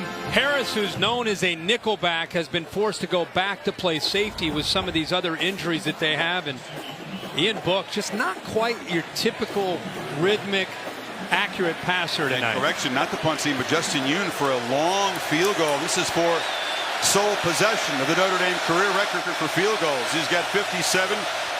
Shares it with his predecessor, Kyle Brenza. And this from 46. Just enough for sole possession of that career field goal record. The all-time Notre Dame scoring leader just got it over the crossbar with very little to spare. It's about all he has right here. Wow. It's enough. And the Irish short field goal drive stretched the lead to 7 with 1:07 to play in the 3rd quarter. Belton saying, can we get a break? And a lot of things go against us this season. They've caused a lot of their own problems. Came out flying, led 10-0, and now a 17-zip run by the Irish. And USC, still hanging, still very much in the game, but again has to respond right here. Yeah, again, their offense from the first half to the second half. Notre Dame deserves credit for making adjustments to affect the offense and what SC has done, but very, very different approach. And in line of scrimmage has been different. Pass protection, coverage has been different.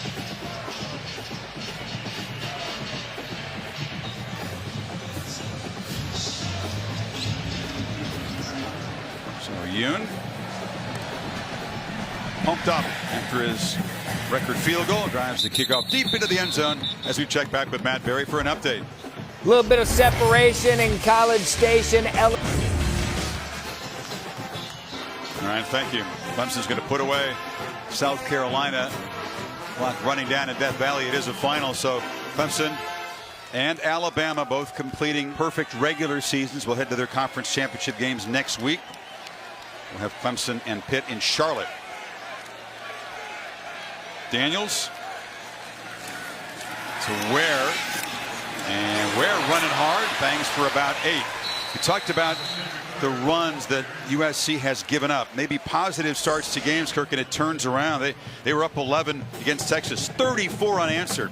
Arizona nearly won that game. Utah, again, 34 after they'd taken a lead on the road.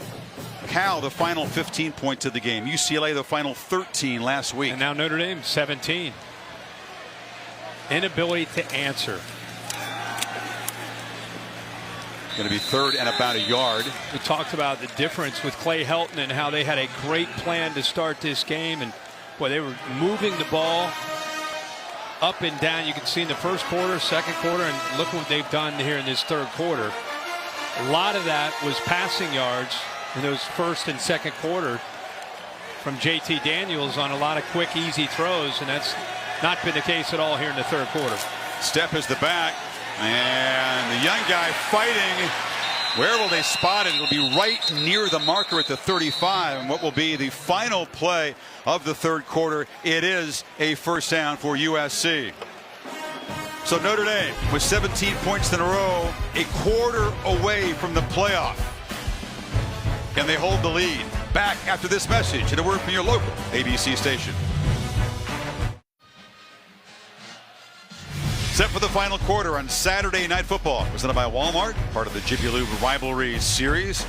Traditional lighting of the torch here before the fourth quarter. Big old yellow moon, just past full, hanging over the Coliseum on this beautiful evening. And the Trojans, after all the early energy and inspiration, now have to fight from behind. The Irish scoring 10 points in that third quarter. And Daniels, who had 26 first half completions, Kirk, just 3 for 33 yards in that third quarter, and St. Brown was shut out of the Notre Dame secondary after a very hot start.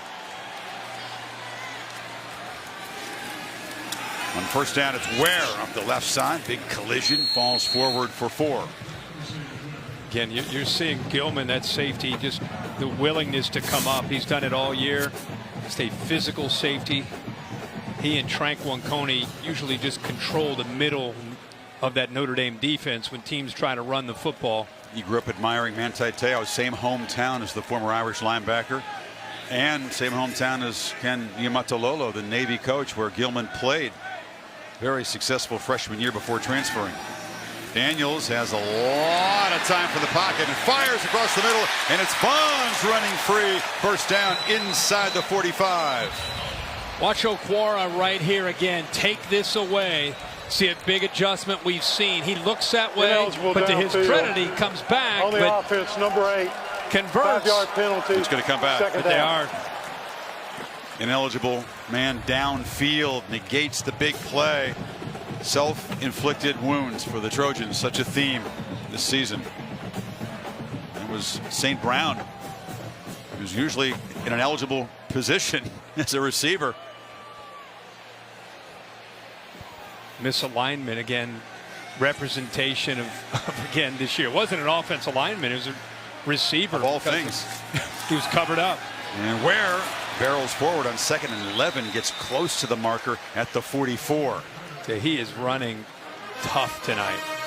Coming up with some tough yards. Keep in mind, he's running with a shoulder sprain. Another one of these USC players that's trying to play through injury. You like what you see from the guys up front. Tim Drebno brought over as the offensive line coach. Helton firing Neil Callaway in late October, who had that position. And Helton sees the improvement from these guys just in the month or so that Drebno's been here. Keep in mind the defensive line they're going up against tonight. Marquise Stepp is the back. He's got it. Sheds a tackle behind the line. Hard running for the young guy as he muscles for a first down. And not only that, Tillery, big veteran, gets into the backfield. I thought he was going to come up with a stop, but Chris, for a true freshman, Stepp's able to run through that. Tillery's 6'6", over 300 pounds. He's right there, has him short of the first down, but that tough running is able to allow him to be able to get just enough to pick up the first. Incredibly, Kirk, this Notre Dame defense does not have a single tackle for loss tonight. After the 6 sacks against Syracuse, the most in 5 years, they haven't knocked Daniels down, and they haven't been able to corral a ball carrier behind the line at all. They pitch it out. This is St. Brown, and he does not slip the tackle there of Jalen Elliott. Well, see, that's what we saw a lot of in the first half, and the adjustment. There've been a couple different things. Number one, we've seen the pass rushers like Okwara get out into the flat, but now we've also seen safeties like Elliott and Gilman coming down much faster, trying to be there to be able to help out, not giving up yards after the catch.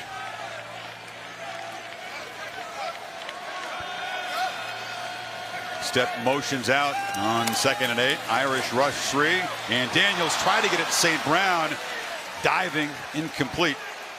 And it'll be 3rd and long again. Try to work the middle of the field, which is open. Just wait just a little bit longer and let him clear. Drew Tranquil talked about him being a former defensive back, has moved to linebacker. Think about what they ask him to do. Of course, he's a physical run support guy as a linebacker, but whether it's Stanford, he's covering tight ends. Whether it's Syracuse, he's covering receivers. Tonight, you just saw him against St. Brown. Guy does everything for Notre Dame's defense.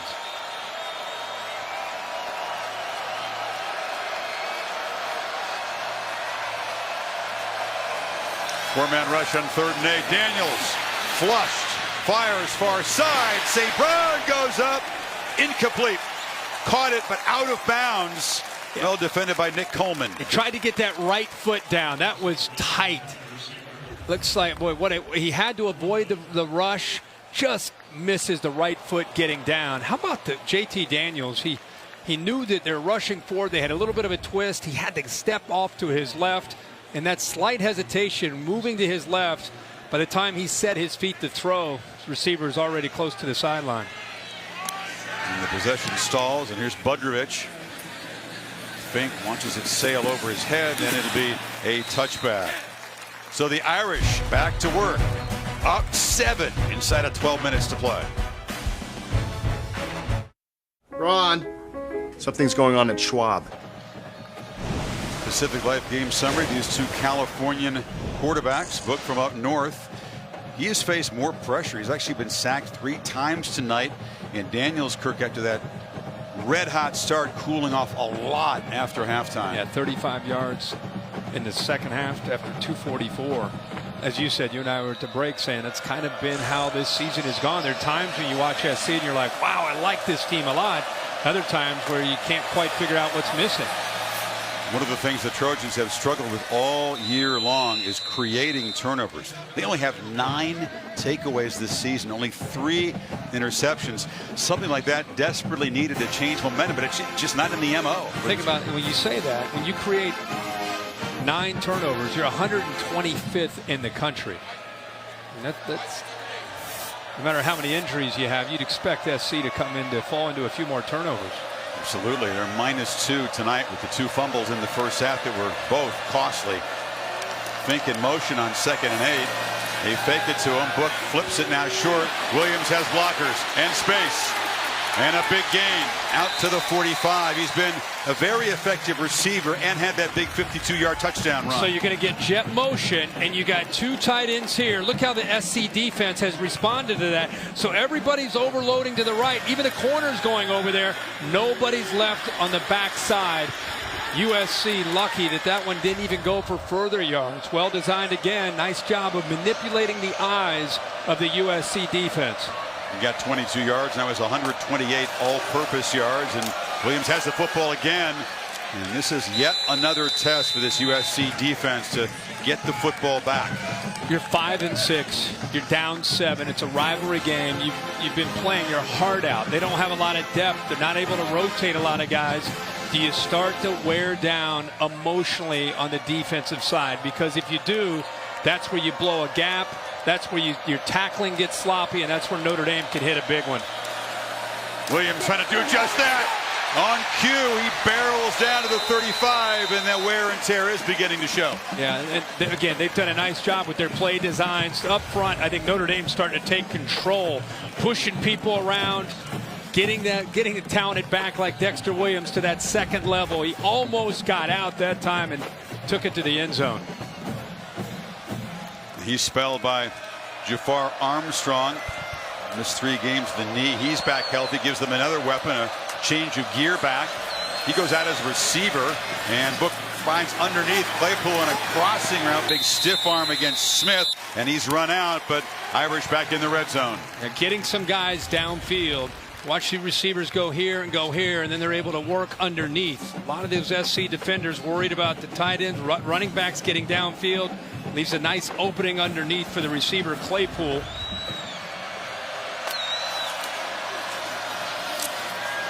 And Armstrong that time slipped as he got the football. He has Cepha there to make yet another tackle.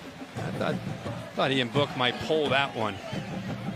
Very few design runs for the quarterback tonight. Are you surprised they haven't run Book more?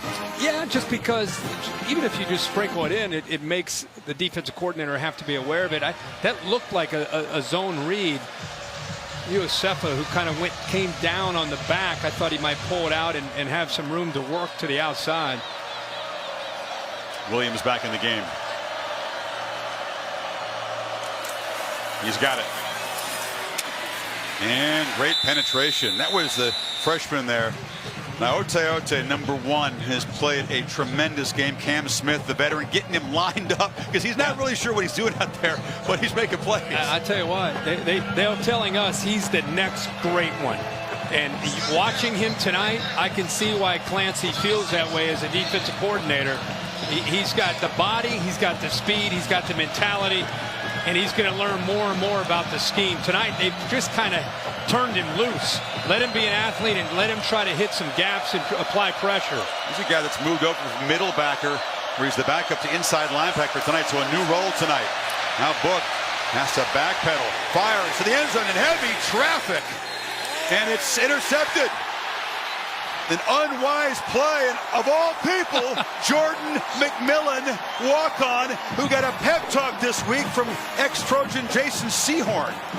Well, Jason Sehorn's speech worked out because you're talking about a true freshman stepping up here to look like he's able to step right in front of Mack. Holding on the offense, number 6. That penalty is declined.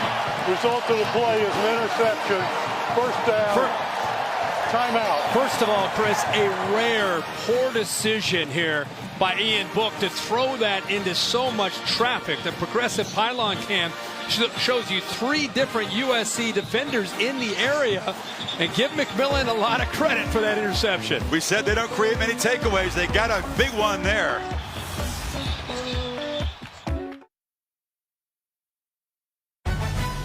Saturday Night Football on ABC is presented by Walmart. Light up Christmas at Walmart. In part by Pacific Life. Experience the power of Pacific. And Nissan. Innovation that excites. 6 years ago tonight, the Irish finished the job. Can they finish it tonight? That takeaway by Jordan McMillan, walk-on defensive back who would just idolize Jason Sehorn, could not believe when the ex-Trojan walked up to him and gave him a pep talk. And now Daniels is swarmed under, sacked for the first time tonight by Julian Okwara, their best pass rusher. Yeah, Okwara and Tillery. Boy, that's the first time I think tonight with Notre Dame rushing 4, they just overwhelmed the SC offensive line. Tillery beat his man. Okwara, who's probably their best pass rusher, also wins. And JT Daniels, all he could do, he didn't even have time to throw the ball away. And just like that, you get a big turnover. 1st and 10 at the 20, sack, and now they're looking at 2nd and 19. Sacked the 30th of the season. They waited a long time to finally knock Daniels down tonight. Backed up, slings it, short. Catch made by Devon Williams, the true freshman, just his 4th of the season. Clark Lee rushing 3, dropping 8, trying to keep those windows tight, trying to make JT Daniels get the ball out, rally to that football, set up this 3rd down and long. See if they come after him or just rush to 4 and play zone. You start to feel down 7, this clock bleeding away in the 4th quarter. Possession's precious. They might not get many more chances, Kirk, to tie this game. Big moment. Irish show pressure. Bring it. Daniels swarmed and sacked again. Jerry Tillery. And finally the Irish pass rush imposing itself late. Yes, but Tillery gets there, but it's the linebackers, Coney and Tranquil, that end up coming. Here's Coney. Tranquil here comes late. Tillery right here is the beneficiary of that pressure from the linebacker because he has to step up. And Tillery, who came close a little earlier this time, is able to get home, come up with a sack. Clark Lee dials it up. And Finke to receive the punt, drifting back to his 41. No fair catch. And a flag comes in. He's going to be knocked down at the 48-yard line. It's a block in the back, right in front of him. Meanwhile, Ian Book off just his 5th interception of the season as we check it again. during the return. Illegal block in the back. Number 35 of the return team. 10-yard penalty. First down. So the mistake by Bracey will back Notre Dame up. We're going to see how Book responds. He got lit up by Brian Kelly after that pick. We'll show that to you coming back. Matt Barry with the College Football Studio of SEC Network. Chris and Kirk, back to you. All right, Matt, look to you for updates. His Book pulls it, and he's going to be pulled down by Smith for a 2-yard loss. Cameron Smith, you know, last year he was a much bigger, 250-pound middle linebacker. Spent a lot of time in the offseason talking with Clancy Pendergast about how he can take his game to the next level. Now he's down at 230. Chris, I know you spent some time with him this week, but just a much quicker, much better player, I think, now in Roman in the middle of that defense. I think he would have been the all-time leading tackler in SC history had he not lost a few games to injury this season. And Book for Boykin. Jump ball broken up. Nice job by Langley to come back on it. Third down. Again, no face guarding in college football, so this football is thrown in a spot where I thought he might throw it a little bit further downfield to give Boykin a chance. Boykin, a lot of times when it's underthrown, you fight back. You have to work through the defender. Dave Katana kind of giving me the sign that maybe SC got away with one there. 3rd and 12. Book takes off and eludes a man, and once again is going to pick up a first down with his legs. Huge conversion to the 44. Yeah, I think this is designed. Watch the center and the left guard here kind of start to work downfield. He's got blocks by Miles Boykin. They believe in this guy, not just his ability to throw, but they obviously believe in his legs. 3rd down and long, able to kind of give you that effort, quickness to be able to pick up the first down. Yeah, he's now converted 3rd and 11 and 3rd and 12. Got 16 yards on that one, and that is so crucial with the clock here. All about the clock. Deflating play for the SC defense. Now they got to try to tackle big Dexter Williams, and they kind of move the pile for about 5. Now, those are the kind of plays, and that 3rd down earlier in the first half when Notre Dame was down 10-0, and he scrambled and lowered his shoulder right at the first down marker and got it on 3rd and 11, set up their first touchdown. Those are the kind of plays that if you didn't watch this game, you really wouldn't feel the importance of certain plays that he makes every single game. His numbers aren't going to jump off the screen at you against SC tonight, but he's made enough plays on the road in a must-win situation to get Notre Dame potentially to the finish line. He pulls it again. He's got Smith, and that is a good battle. Those guys battled in high school. Smith told me he won one, Book won one, but they're from the same league up near Sacramento. Yeah, how fitting is that to watch Smith get out here, middle linebacker. We just talked about he played at 250 last year, now at 230, and so he can make plays like that out on the edge instead of just playing that traditional Mike linebacker in the middle. Now he gets out, he's able to defend the edges. Inside of 3.5. Irish can wind the play clock down before snapping it on 3rd and 6. Jones is the back. He's got it again. And Jones a lot of room. Tony Jones makes a cut, gets a block, and scores! Is that the play that will seal the playoff bid for Fighting Irish? 51 yards.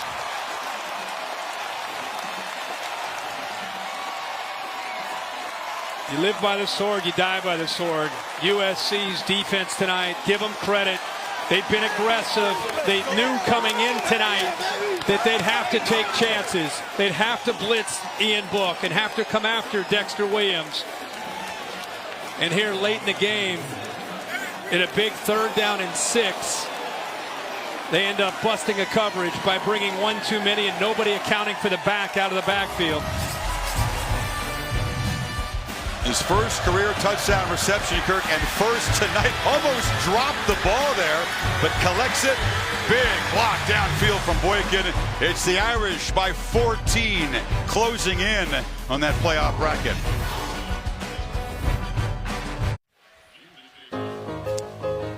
Aerial coverage provided by Goodyear. keep the peanuts churning here. Keep pushing day in and day out on the field and on tires you can trust to help you go the distance. Goodyear more driven. And it's a pooch kick. And it bounces and bounces around and it's still live. Got to cover it. And the Trojans finally do at the 25. Well, this is as I said, USC's been aggressive tonight. They're bringing all out blitz. The only problem is nobody picks up the back out of the backfield. Watch the block downfield. Remember we talked about McMillan? Boom! He made that interception. This time Miles Boykin comes up with a block, and he started to peek. It's because he started to peek. He's very fortunate. His left thigh actually helps him secure that ball. Remember, that was a 3rd and 6. But an all-out blitz, and nobody. Remember, you got a lot of true freshmen out there. It's a face mask. That was a Claypool on the return there. Can you imagine if Jones had dropped? That would have been 4th down. Yeah. Thank you. Decision time up just 7. And the backs have made some big plays. They were bottled up in the first half. It was Williams getting loose for a 52-yard run around left end, and Jones with a 51-yard touchdown reception. Again, the first of his career. And the Irish, who came in a little flat, not much energy or inspiration, being outplayed in the first quarter, found their way back into the game, and the pattern just kept repeating and repeating for USC. Yeah, that graphic you showed about SC having the lead, and then in a lot of games this year, teams having scored 17 or 24 unanswered points. It's the 5th or 6th game where that's been the case, and tonight it's Notre Dame that was down 10, scoring 24 unanswered. Look at the last 3 games. Led at halftime in all of them. Kirk outskied 45-3. Just have not been able to sustain, and when they make mistakes, you go back to those 2 first half fumbles. One by Pittman, one by St. Brown after catches, leaving points on the field.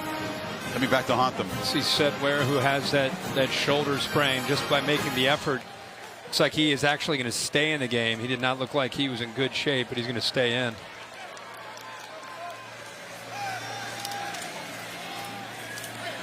St. Brown, or Pittman, excuse me, a catch driven out of bounds, and can't really be patient now. You got to be operating with a sense of urgency down 2 scores.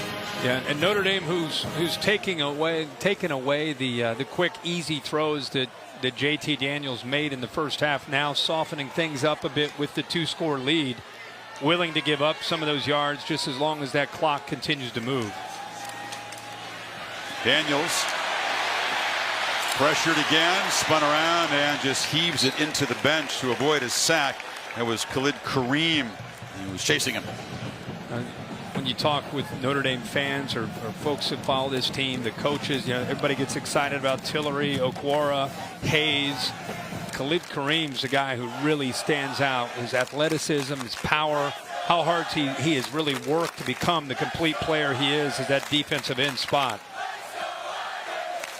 Kelly wanted intentional grounding. They huddled, but determined that Daniels was outside of the pocket. Notre Dame faithful on their feet, singing and clapping as the SC folks head for the exits. And Daniels is flush, flips it short, and the catch is made by Stepp, who stretches out. Brought down by Coney. It'll be 3rd down. Lots of Irish alums and fans really all over the country, but certainly in Los Angeles. And they are sticking around to celebrate what they hope will be a playoff clinching win. Final minute and a half. Pressured again. Coney was in there. Daniels gets it out, and the catch is made by Pittman, who's down inside the red zone. Not again. Not again. A 3rd fumble after a catch by a USC receiver. Julian Love Chris, comes up with it. Is he possibly down here, and then the ball comes out? It looked close. See if the ball is. Yeah, I think he's down. Ruling on the field is a fumble recovered by Notre Dame. 1st down. Yeah, the elbow and the hip put him down. Often officials are not calling this down. They're letting the fumble happen and letting a replay clean it up. Yeah. Previous play is under further review. Well, the guy ball is going to be at the 17 if they overturn the call on the field, and USC maintains possession. Yeah, I think he's down. The guys upstairs have done a really good job of buzzing down, making sure the right calls, making sure that just to be safe. And I'd rather see that personally when it's a gray area, Dave. I'd rather see them buzz down like this. Absolutely. I think the biggest error you can make is not to buzz down when it's close. I know it delays the game, but the thing is, get the call right. Absolutely. The officials, I think, are making calls like that more and more. They're calling it a fumble because so that play can continue, then letting replay overturn it. The only problem you have is you got to have indisputable video evidence. So sometimes you make that call on the field that even though it looks like maybe it wasn't correct, it's not enough to overturn it. You have to live with that call. Chris, you're 100% right. When in doubt, it's a fumble. That's the way they're taught. If they don't know, don't blow the whistle. But you do run the risk you brought up. We think this is pretty clear, so the Irish will have a chance to try to score and then create an onside kick. The Ford wrap-up show with Matt Berry after the game. I'll update you what's going on in that overtime. Texas A&M and LSU. After review, it was determined that the runner's elbow was down when he was in possession of the ball. It will be USC's football, 1st and 10 at the 20-yard line.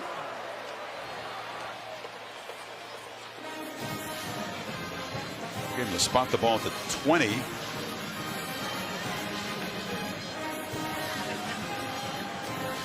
USC spent the timeout early in the half. They've got the 2 left.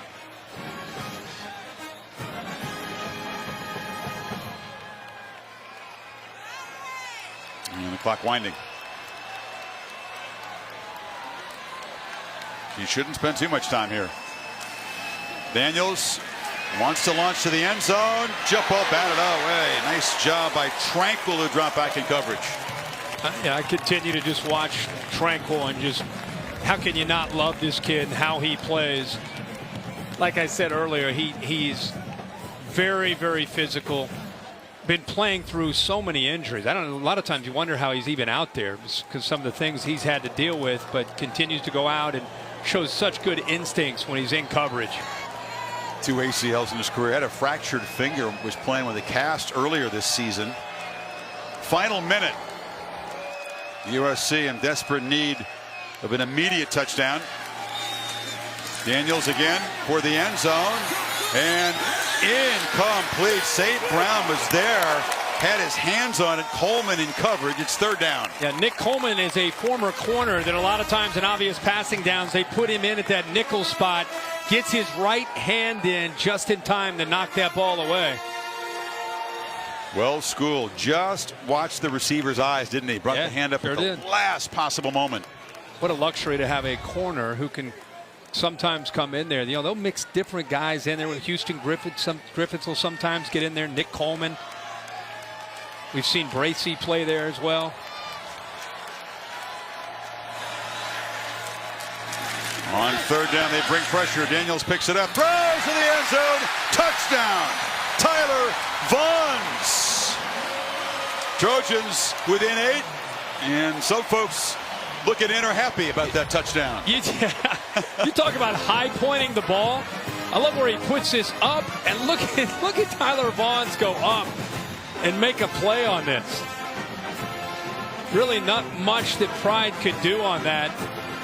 The progressive pylon cam showing he gets up. Oh, there shows that elevation. I mean, he's up 35, 38 inches up there to try to make that catch. JT Daniels extends a single game school record with his 37th completion. All the quarterbacks, all the legends who played that position at this school, he's got the record now, most completions in a game. And it looks like number 3 still has some more work to do. Clemson pulled away, won by 3 touchdowns. Alabama, emphatic win in the Iron Bowl, which was close early. Well, you got to figure Georgia's going to move up more than likely to 4. Oklahoma's going to move in there to 5. You would think Ohio State, with the win and the way they beat Michigan at home, probably a very good chance to slide up behind Oklahoma up at 6. We'll see what happens with LSU in their game tonight against Texas A&M. They're in overtime now. Capital One bringing you the playoff rankings. That is the key question. Ohio State, which was ranked 1 spot below UCF coming into that game today, how high will they move? And the debate will begin, of course, between Ohio State which has Northwestern in Indianapolis, and Oklahoma, which has a rematch with Texas at AT&T next Saturday. If Oklahoma wins out, Ohio State wins, I think that'll be the debate more than likely for that 4th spot, assuming Alabama beats Georgia. Then I think you're going to have an Ohio State-Oklahoma debate for that 4th spot. Onside kick now. Trojans 0 for 1 in that department. Michael Brown positioned to kick the ball to the right side of the formation. Irish have 6 members of the hands team waiting on that side. Gets the big hop, and it's Boykin who goes up and collects it at the 46, and the Irish can just bleed the clock out and escape LA with a hard-earned victory. How about Miles Boykin, who's been so instrumental this year for Notre Dame? There's no one you'd rather have maybe in the sport at that ball, right? No. Big hands? Big, strong hands. Really never in doubt there. He's able to secure that football, and USC with their 2 timeouts now.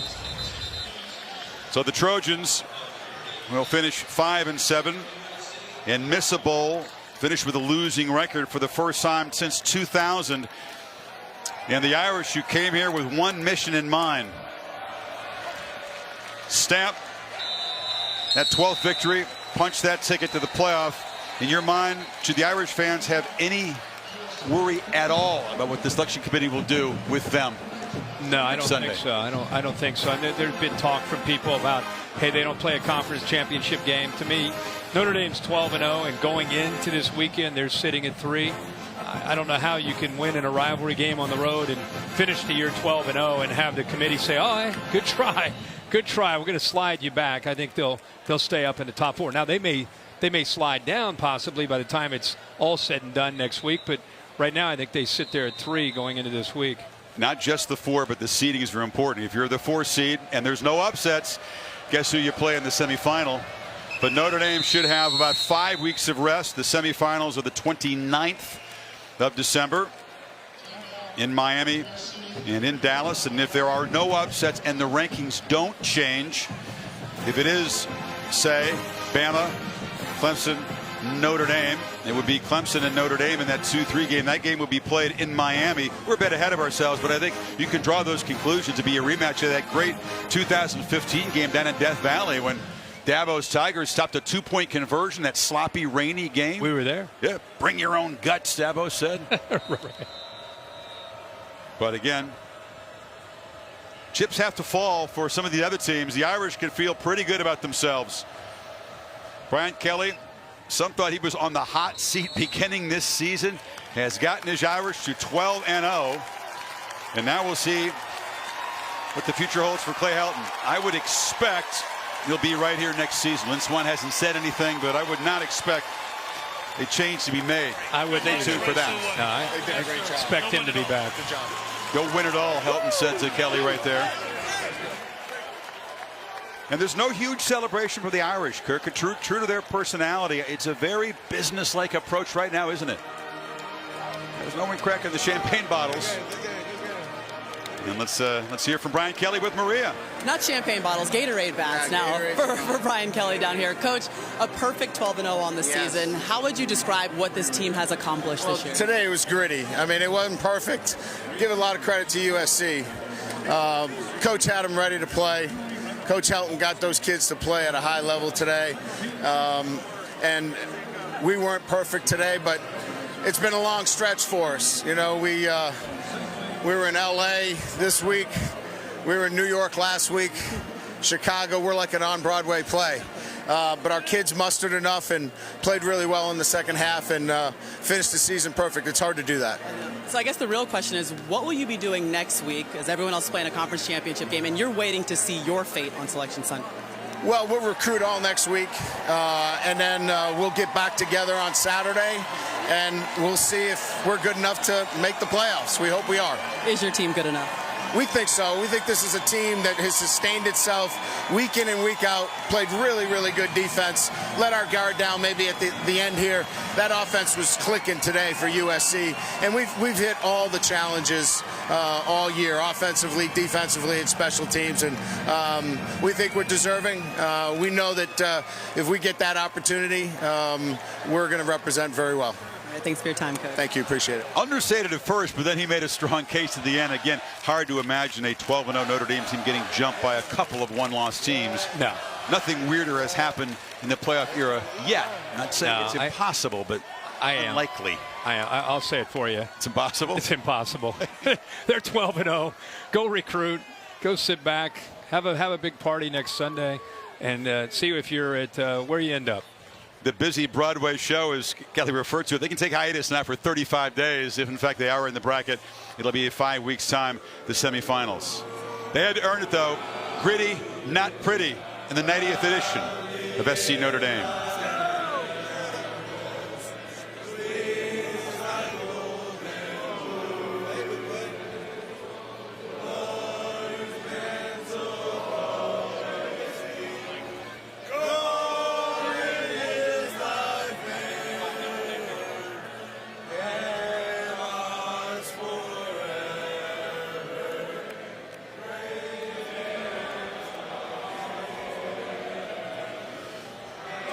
The Irish sing us off the air.